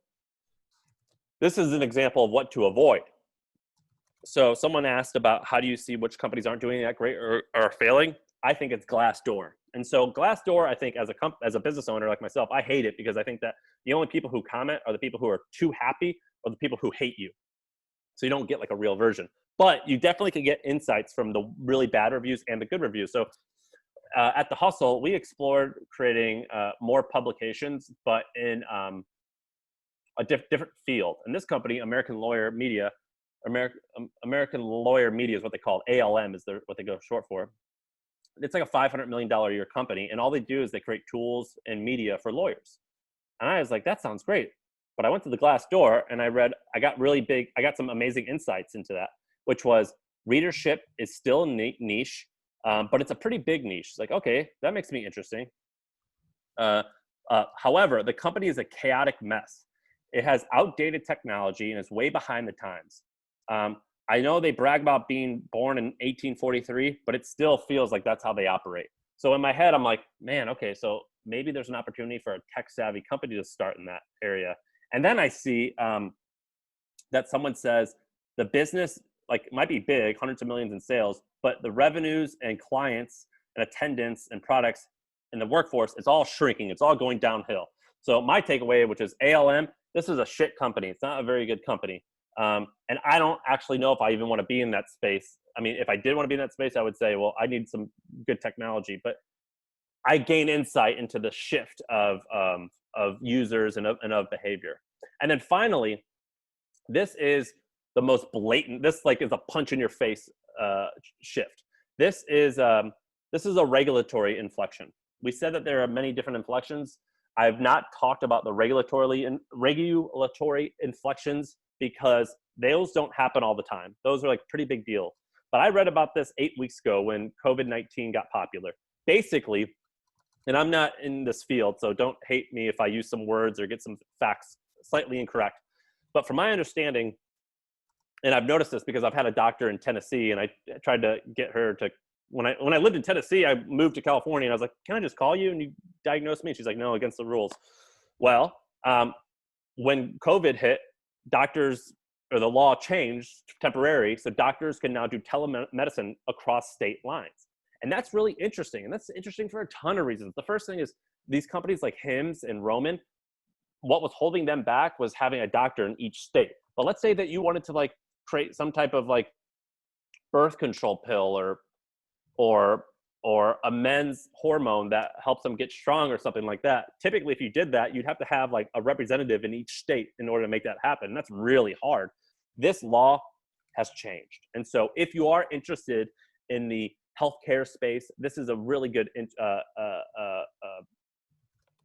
change. And so with these regulatory inflections, they are very niche and very industry specific. So for example, if you're in the finance world, you would have saw that Obama created the Jobs Act in 2009 or something like that. I forget. And that allowed investors to invest in privately owned companies, even if their net worth was below a certain thing. And that's where AngelList is a large company. They pounced on that inflection. Maybe Goggin might know of a few more of these regulatory inflections, but they don't come a lot. I mean, you really got to be seeking those out. Yeah, I've actually got a bunch of them. Recently, I heard about how they created a new law in California where you can sell food out of your home up to $50,000 in revenue. So there's companies that have taken advantage of that. Lyft and Uber were started because, UberX, which was the reason why Uber became so big, was started because of a regulatory inflection. Obviously, medical marijuana is a big regulatory inflection. And then you can imagine that there's going to be a bunch of new regulatory inflections associated with the Black Lives Matter movement as people start to think about ways to ensure police, are operating safely. So of course, body cameras was an example back in the day, and there will be more. There's also a bunch, by the way, people are messaging me. So Ben and Nathan, you guys are still only messaging all panelists, not everyone, but sports betting, college athletes endorsements, and then I don't understand this adult drink truck one, but I mean, this is why the Facebook group, if you guys start leveraging each other and now you have a community of people, I would highly recommend doing that. Yeah, sports betting. I mean, that is the huge one. So there's a lot. My suggestion is to follow Politico. Politico is a great website where it's kind of like a legal business website, and they will tell you about some of the regulatory stuff. But you got to be a little bit more of a hawk to spot these. Okay, so guys, I'm at the end, and I want to give you a takeaway. My takeaway is this. Always be scheming. I call it ABS. You are always scheming.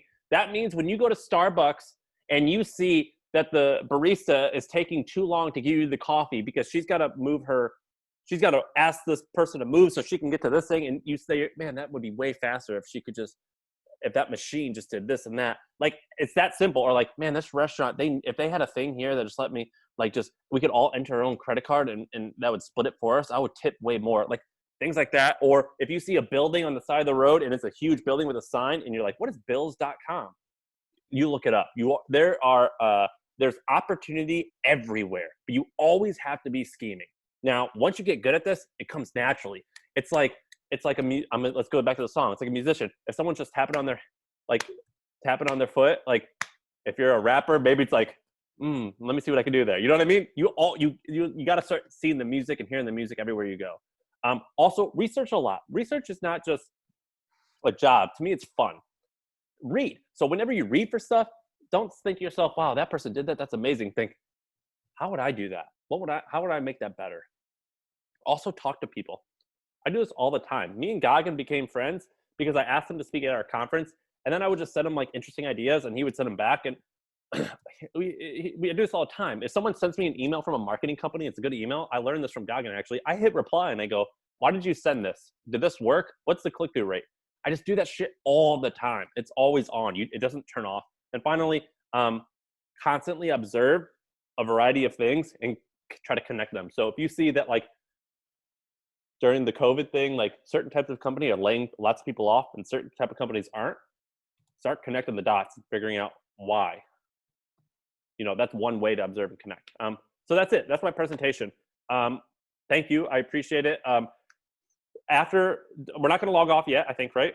Yeah, no, we're gonna give people 5 minutes to sort of take some notes and start putting some questions in the Q&A, and then we'll do 25 minutes of Q&A. I think I have a hard stop at the hour, and so but Sam, I mean, thank you. That was an incredible lecture. Like honestly, I learned so much building this with you. So thank you. Thank you. And guys, don't log off yet. I see it going down. Wait, please do us a favor. After this presentation is ended, you're going to see a Google form. Me and Goggin read everything. So please tell us, give us feedback. And also, Jack Butcher, look him up. Give that guy some business because I'm so thankful for that guy. Yeah, we actually literally read every single response that you guys gave on the surveys, and I think you'll notice major improvements and changes to the course already because of it. So thank you so much for all your feedback, and please do provide feedback. As soon as you exit the Zoom, you will get redirected to a website, and that will allow you to go and enter a survey. So yeah, thank you. And yeah, we're going to answer your questions in 5 minutes. So we're going to give you guys until the 35-minute mark, and then we're going to go and answer a few questions.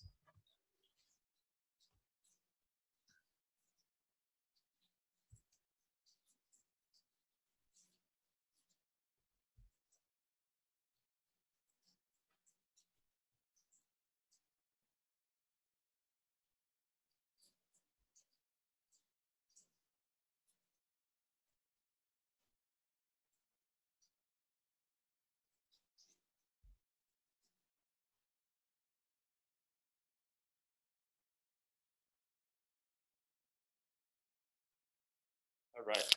I'm back. Sorry.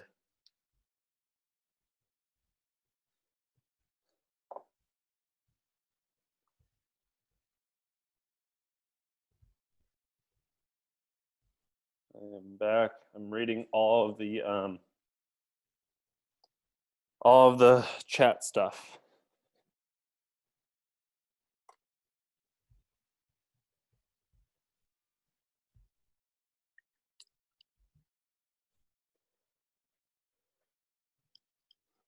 Thank you, Nasim. You are too nice.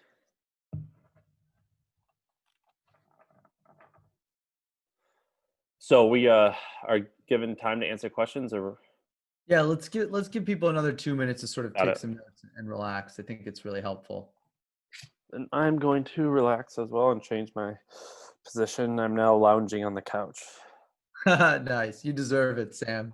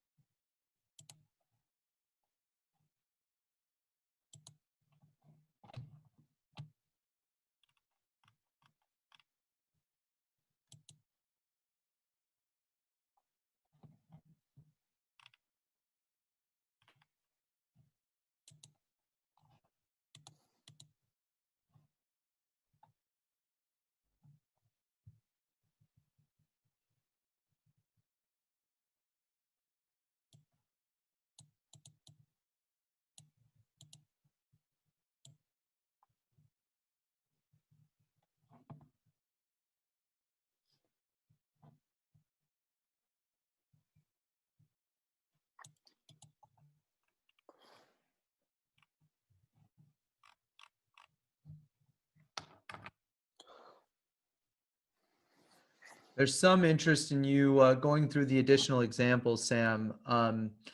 But I also want to answer some of the questions we have. So maybe we'll do. I'll do that example when Goggin logs off. Okay, cool. I mean, let's use I it. think Yeah, we'll use your go time. for it. I appreciate it, Sam. I love it. Yeah, it's 10 o'clock at night for me, guys. So I do have another obligation. I apologize, but Sam is going to take just continue trying to give you guys value, make sure everyone here loves this course. Let's take it at the top. We got a question. I already answered that one. Anthony asks, would love for you to expound upon this. Quirkiness. Lots of entrepreneurs, including myself, are like this. If you are, don't let it get you down. You'll feel totally out of place until you find your passion, and then everyone will get you and appreciate your uniqueness. Sam, this came up because I wrote that comment after you, like after people were kind of laughing about me having to slow you down a little bit at the beginning of the lecture. And I basically said that what makes Sam amazing is that he is intense and interested and works, you know, at a million miles an hour. But at times, you know, and that's actually interesting because I feel this way too. I don't know if you do, Sam, that I often feel like I was considered to be quite different from other people until I finally found entrepreneurship, and then I built a successful company, and now everyone accepts my difference as, oh, he's just an entrepreneur. Yeah. Well, in Gagan, you are weird. Like I'm Totally. weird, and I'm weird too. And Gagan is just as intense as I am. I just display it differently. Um, I think 100%. that, yeah. I mean, I was a weirdo in high school. In high school, I had YouTube videos that had millions of views, and they were like black hat, hacky stuff, and I got made fun of for that. And I was always selling stuff on eBay. But the cool thing about business to me, it's not the money. That part's not cool because making $1 million is actually a lot easier than you guys think. Like if you dedicate 10 years to your life of starting something, you'll get it. But what's cool is that of taking ideas and making them a reality. That exercise, I think, is like addicting. And that is why entrepreneurship is way cool. It's like convincing a whole bunch of people to work for you and rallying them around something and then making that dream real. Even if it's just like building this house, like that's so cool. Someone thought of it. And so I think that in order to like have the courage and the ideas to make that happen, you definitely need to be weird. And so if you are weird, totally embrace it. Because like the guys who created Reddit, they're geeks, they're nerds, and it is so cool.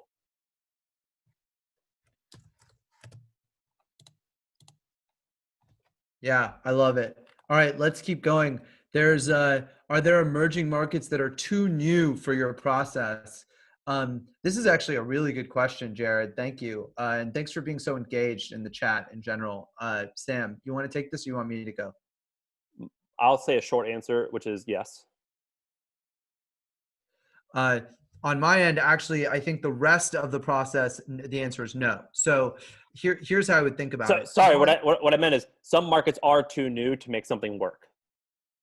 oh, definitely agreed with that. Yeah, I think that that timing is everything, especially when you're taking really big bets on things that haven't materialized yet. So, you know, mobile had almost 3 to 5 years between when the iPhone was launched and when there were actually like really meaningful use cases of companies that really did well. And that's because it just took a while for enough people to get iPhones and enough people to actually use them regularly and download apps, and then eventually, you know, new businesses came out on top of those. You know, I think the same thing is true in augmented reality and virtual reality. We've had some wins in gaming, but for the most part, those things take time. And so the best way to think about this is to track, if you're someone who's really on the bleeding edge, the biggest mistake you can make is just being on the bleeding edge and not looking at history at all. You should look at history about how long it took and what time it actually changed when something went from, oh, this is a concept and this is reality. You know, people thought that the Palm Pilot was going to be the first version of like a mobile device that people carried around. And I think that was almost 10 years before the smartphone came around with the iPhone. So, you know, these things sometimes take time. Simon asks, what are your top 3 industries markets that you think are hot post COVID? Sam, go for it, and I'll go 3 after you. I hate when people ask me these questions because But it's a great question, actually. I I'll know, go but first. all right, let me try to go. So I'm very bullish on home testing kits, but that's not like revolutionary. Everyone knows that. But like home testing kits and corporate testing kits, post COVID, like this is another obvious one. Remote work. I do think it's going to be gone, and or it's going to happen. And then the third one is the conference industry. That's actually going to be my example that I was holding back. Is there's multiple companies that have 20 and $30 billion market caps all through in-person conferences. I want to know what's going to happen when those go virtual, and I think a lot of them will. Yeah, I love it. My top three, I mean, obviously number one is online education. I'm a huge fan of it and think it's going to be big. One thing about online education that's also true with the media industry to some extent is you can start small niche businesses in these industries. So not everything we talk about has to be for really big businesses. I mean, this course is never going to be $1 billion business. It's a very small one. But, and of course we have unique expertise, but you have your own unique expertise that you know about that you could teach a course on, or that you could build a little email list or a media empire on. And so really the difference between a really big business like $100 million business and a $1 or $2 million business is both just your goals and how you frame the business and how scalable you make it, as well as what the market you tackle is, and the niche or the market, the smaller the business might be. Um, so that's one, online education. I'm a really Oh no. of of like off online communities. I think online communities are going to become more and more real as people are more likely. So, currently, if you want to play a board game online, it's actually surprisingly difficult. I like tried this with my friends, and I just really could not play most games. Settlers of Catan was terrible on the internet. So was Ticket to Ride and a bunch of other options. So I'd highly recommend looking at board games or other So my third one, I guess, yeah, playing poker online is a total garbage experience. Although we finally found one site that works. So yeah, those are some industries that I like. And gaming and online communities are two different industries. So that's my number two and three. Dean asks, just curious if you've done this research outside of the U.S., such as in Europe. Well, I mean, a lot of Sam's examples are foreign companies. He actually likes to look at companies like the Japanese company or whatever. And actually, I look at companies all the time. I'm in the UK right now, and I spent the last 2+ years traveling internationally. Actually, I think it's 3 years that I've lived abroad, basically. And so I look at companies all over the world, in India, in China, in Africa, and there are surprisingly a lot of things that happened for the first time in Africa that then eventually became big in the United States, or that started for the first time in India. Sure, the United States has the majority of, not even the majority, it just has the plurality of first movers, but there's so many other countries out there with amazing innovation. Anybody can innovate anywhere in the world. So What I'll say lots to of, that is one of my heroes is Kevin Ryan. He's just Google him. He's very, very, very successful. The way he founded all these companies, including Gilt, which was like women's flash sales clothing. And he started it because he was walking around Paris and he saw stores doing it like in person. And he goes, I'm going to do that online in America. And that's how he started it. Also, if you look up Rocket Internet, very controversial company, all they do is they find American companies and they clone them in different continents. So they'll do Pinterest for Germany or Amazon for Nigeria, and they have a lot of success. So yes, me personally, I'm fascinated. I think that the way that the Chinese and the Japanese consume news is very interesting and cool, and ebooks, and I obsess over that. So I look at Japanese companies all the time. We've got a great question from Ashley, who says, how do you know if an unbundling category is a good one to enter? Is it okay if it's not a company that is rising in trends, but it's possible to offer a service that they're lacking in? I will start and say to the second part of your question, which is about whether or not a company is rising or falling. It doesn't really matter.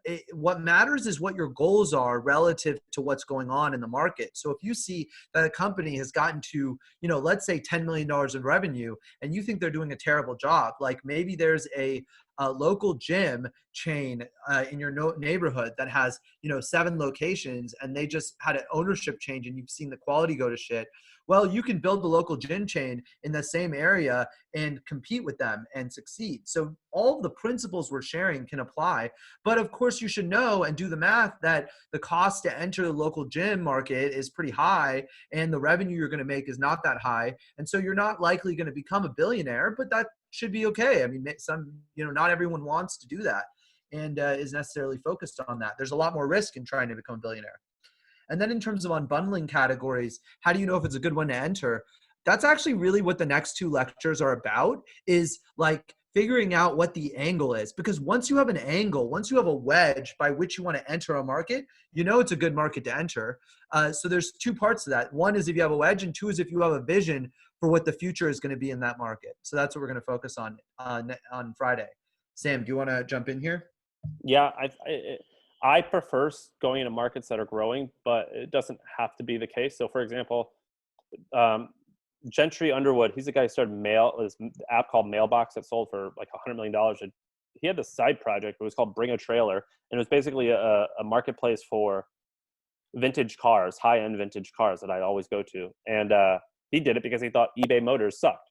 And I bet that's a $10 million a year business, and that's probably what they do in revenue. It's probably worth 50 million bucks. So anyway, yes, it doesn't have to be growing, but what matters most is that it's highly engaged.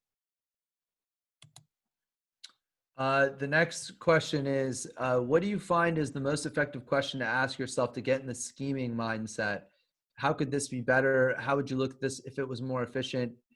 I think Maxwell, and there's a bunch of people who are asking these questions like, how much research do I do? Or like, how do I, what idea, how does it fit my idea? I have an idea in this space or whatever. The answer is just get used to doing things and you will build a natural reward cycle of doing things. So if you're scheming and you start coming up with ideas and then you see that someone else came up with this idea and it ended up working, you'll get a dopamine hit thinking, oh, wow, I had an idea 10 years ago, ended up working out. If you look at it from an optimist perspective, your scheming will eventually pay off because eventually you'll find an idea that you like that actually you'll do and go and act on. So just get into those cycles and you'll be amazed and make it easy on you. There's a bunch of people who talk about habit building like James Clear and Atomic Habits and stuff, and just get used to habit building on scheming. It's also Sam, it's a lifestyle, to be honest. Like it's kind of like my wife yells at me because whenever I see something interesting, I go on my phone and I Google it, like just driving by something. But it's really just a habit and a lifestyle. Jackie asked a good question. How do you differentiate a long-term trend from a fad or short-term trend? I'm not going to answer that because I want Goggin to. I think you know more than I do about it. First of all, the answer is you can never know for sure. That's the whole point. All these things require risk. We're taught in school that, there's a right answer to a question. And if you get it right on the test, it's going to be fair and honest. But the reality is business doesn't work like that. You don't know for sure ever when you're starting something, and you have to get used to the uncomfortable. How do you differentiate a long-term trend? You start to think about whether or not there are underlying influences that are changing in society and that there's a massive societal inflection that is occurring, the inflections that we're talking about that actually seem to be permanent. But you really have to watch history and historical changes and get a good understanding of that to get there. I don't know if that was a good answer, but that's what I got. Sam? I totally support that.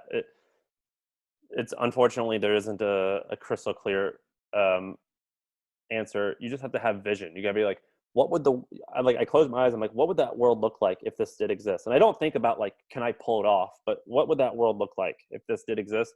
And would that be a good world? And is that something that I think people would actually change behavior? And you have to be really confident and objective. It's hard. Yeah, Marcus asked a great question. Should access to capital limit how much and what you research? I.e., you have X amount of capital to bootstrap something. Should that have any impact on your approach, et cetera?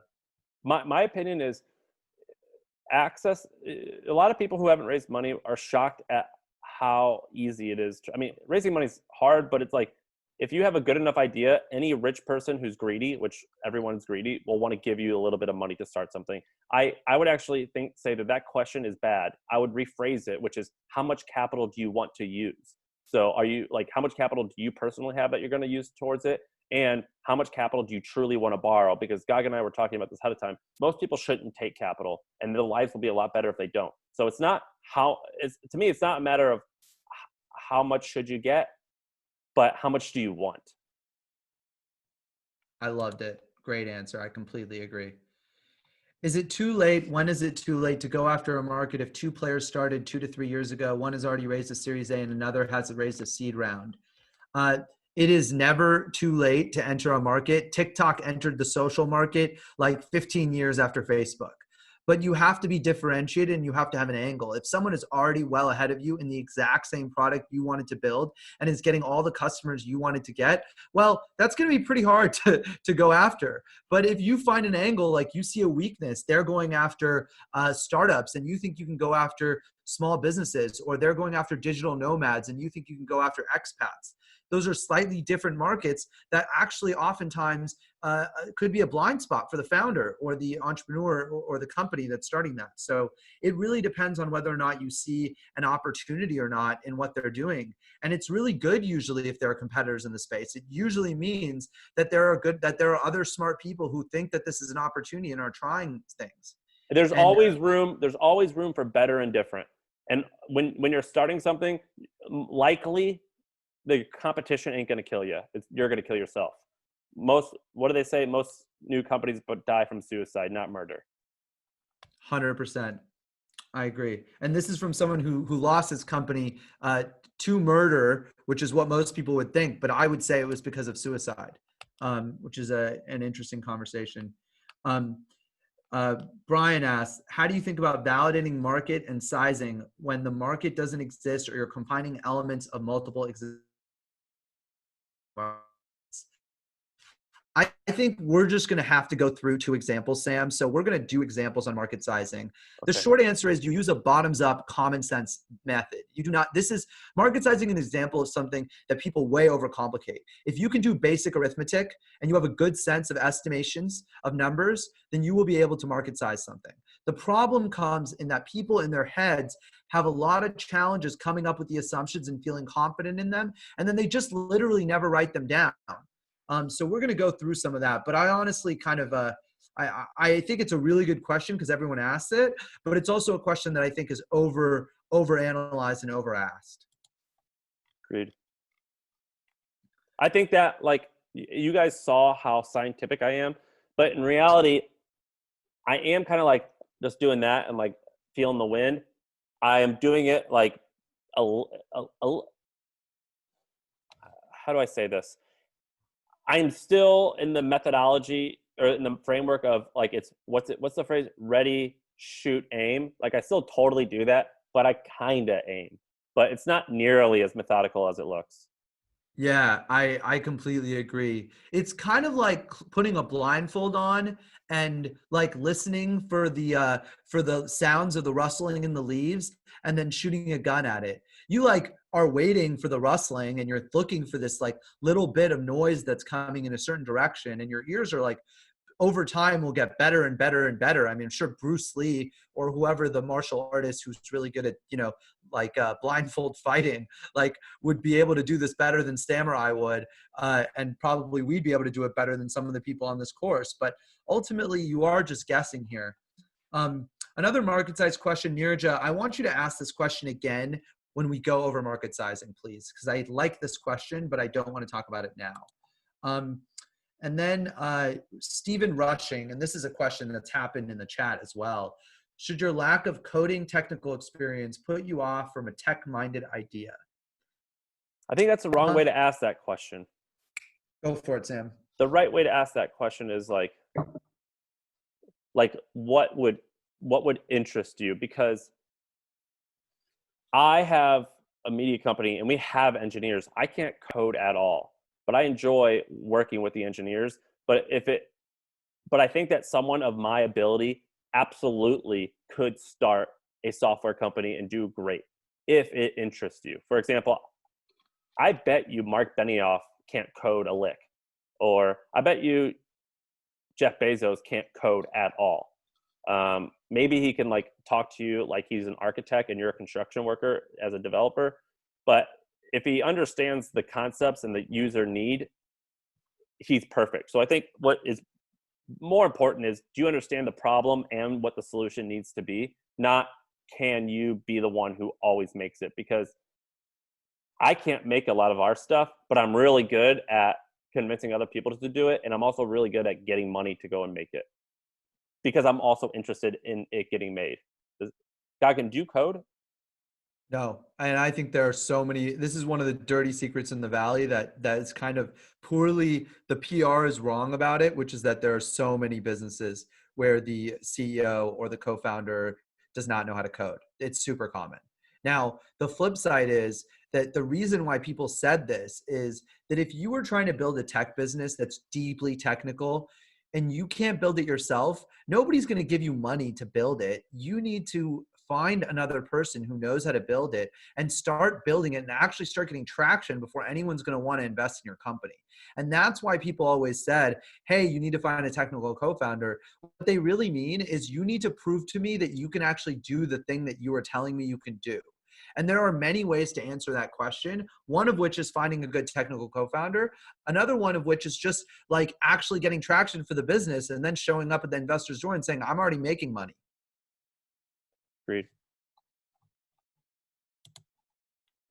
Someone asks about, Jared asks, would you ever get back into the food delivery production business? The answer is no. And it's mostly because I just don't like managing that many people. And I don't like working in a small margin business. So it's not fun for me.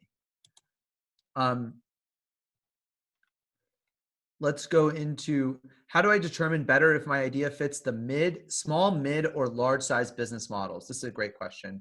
And Alexander, the answer is, first of all, in any given market, if it's big enough, there's going to be a small idea, there's going to be mid ideas, and there's going to be large ideas. So it really has to do with how well you execute against it. And frankly, I would say that it is usually more obvious than you think if you just go through the math and actually do the numbers of how many people could reasonably actually buy your product, how many people are buying products that are similar to yours, etc. So we'll go through the market sizing. And I'm going to actually show you this. What was his name? Who asked that question? I'm sorry, I forgot who it was. I just dismissed it. Okay, let me show you guys something on my screen. I'll send this out. This is the very simple way to figure this out, which is this is $100 million a year business. So do you want to have 1 million mice who each pay you like $100 a year? Do you want to have 100 million people who each pay you $1 a year? Or do you want to have 10 customers that each pay you $10 million a year, or some combination of this? But this is kind of like a really back of the envelope math type of way to figure that out.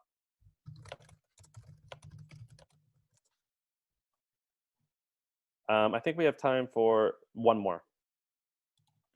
And then I'll go through my example. Let's see. What do we have here that's good?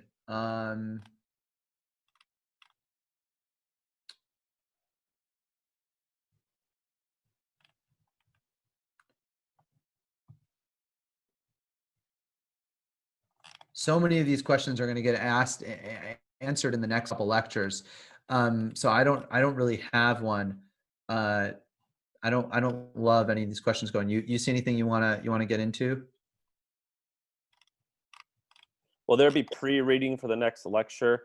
I'm going to send out some stuff tonight. The pre-reading is more like additional materials.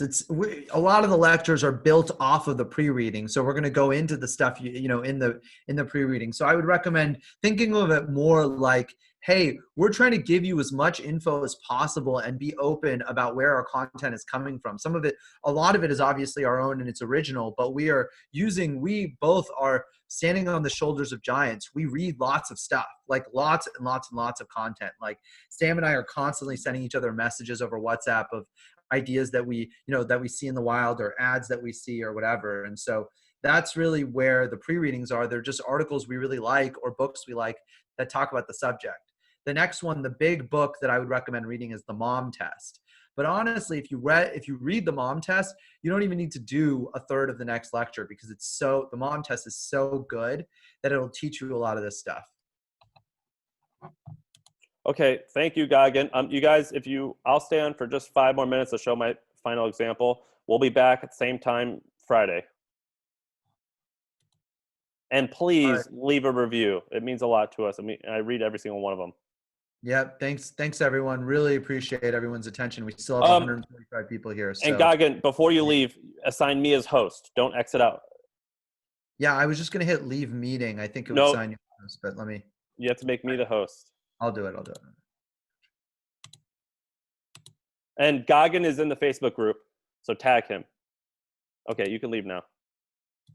Thanks, everyone. Thank you, Gagan. Okay, everyone. Now that guy's gone. No, just joking. What do you want? An example? I have the chat up, so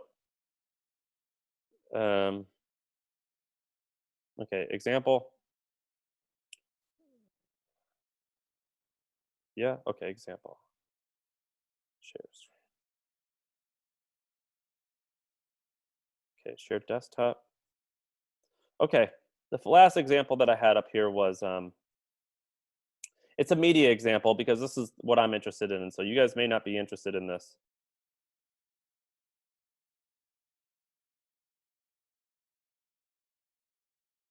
Here it is. Okay, I randomly found this company called Informa. Before COVID hit, they were a please add me to the Facebook group. I added you, I think.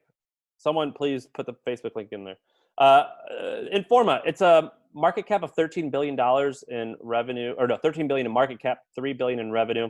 Big company. And what they do is they oh, here it is, 3 billion in revenue, 10 billion market cap. They own about 100 brands, and these are B2B media brands. So for example, they create content on like people who are buying like let's say there's 100,000 people in America who are in charge of buying parts for airplanes, like for Boeing. They create content and news on that, and they monetize via trade shows, online communities, and industrial databases.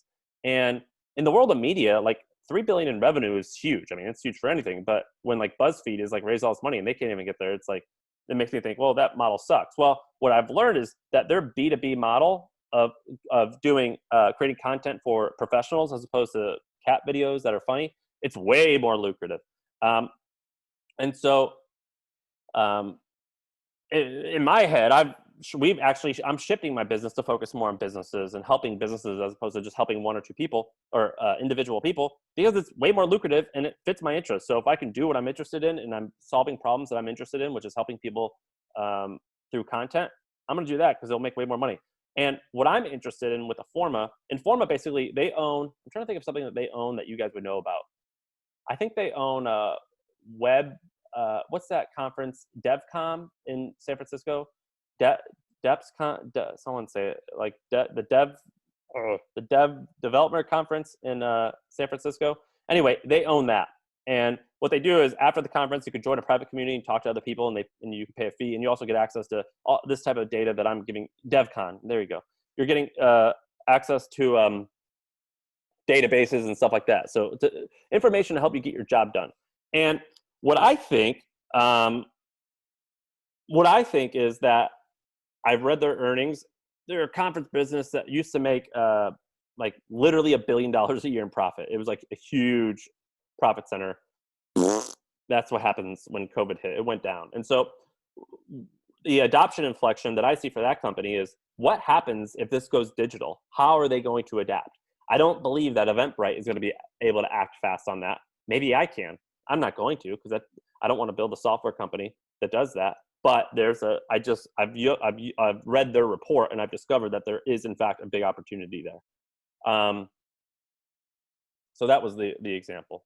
What else? I'll stay for 5 minutes to answer any last questions.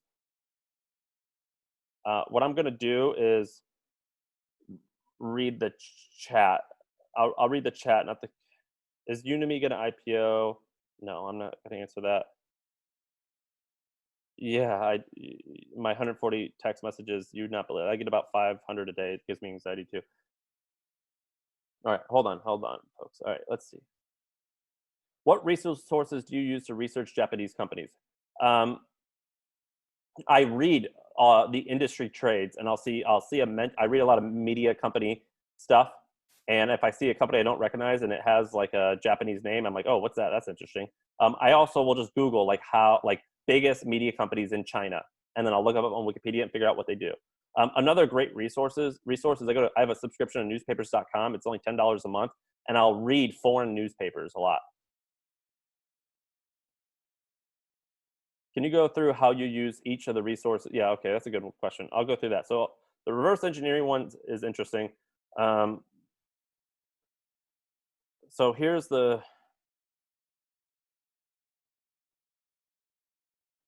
my resources. Okay, I use Wikipedia just for general browsing. I'll like for example, I'll show you exactly how I did it. So what's that Korean boy band group that's really popular? It starts with a B. Someone tell me. BTS. Okay, BTS. So here's like I'll do this. So I was just looking up BTS the other day, and I was curious like what is this boy band all about? And so I went and learned about it, and then so it started its formation after Big Hit Entertainment CEO, this guy. I don't want to pronounce his name because I'm going to struggle. And so I just clicked it, um, and I read about this guy. And so this guy kind of got me interesting. So like, what did this guy do? He founded all. He's a young guy. I think he's only 47. It's pretty young, and he's founded Big Hit Entertainment. So I went down Big Hit Entertainment, and they had a stat in here, I believe, that said what their revenue was and how profitable they were. And I want to see if I can find it. So these are all in Korean currencies, and so often I'll convert them. And oh, here it is. Look, they had like a pretty huge operating profit for a new music company, which is like really uncommon. And so I'll be like, and they filed to go public. So I'll go and research this company, and in that company, it's probably going to say that like, wow, they're part owner in this business. They're part owner in this business. What the heck is this thing? International venture capital private equity company. What else do they do? And then I go down these rabbit holes and I see, well, what did this company invest in? What did this company invest in? And that's how I find interesting stuff. Like this gaming company. Damn, this is a gaming company that has like, I think those are pretty huge margins, but I just do all day. I'll just look through this. And the best part is the source information. So for example, Forbes did a profile on this. So I'll just like click on this and I'll learn. I'm like, he built this company into a gaming empire and parlayed that into a music company. But you guys get the point. It's pretty fluid. Okay, I'm just going to do 2 more questions.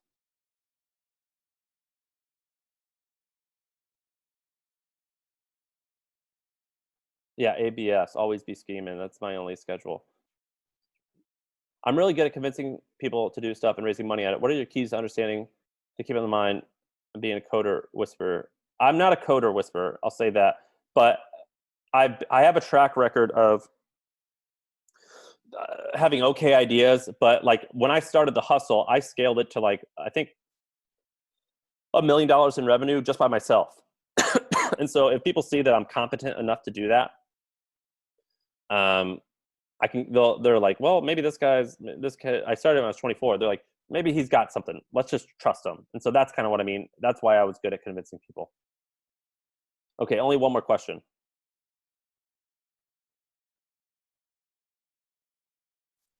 Okay, I don't see any new ones. So someone asked, do I have a running spreadsheet template for running the calculations you talked to today? I don't want to share it. Maybe. Let me think about it, Dean. Someone asked if they would share my personal. I'll show you. Let's see if I even. I'm going to pull it up without sharing my screen, and then I'll show you guys. I don't want to share all of it because sometimes it has personal stuff in there. But let me show you.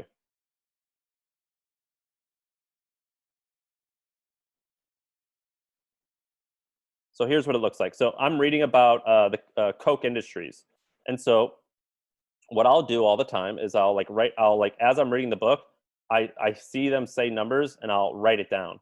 And like sometimes they won't say that like the valuation was 45 million, but they will say like the valuation was 1.5 billion in this year, which is like 40 times the size it was 10 years ago. And I'm like, oh, boom, guessed it. And then what I'll do is I'll convert that into modern day numbers. And so what this does is it shows me how this conglomerate that sells chemicals, how like the cash flow of the business. And so I do that all the time. I did this with Kirk Kerkorian. I did this with Virgin Records. I did this originally with VaynerMedia.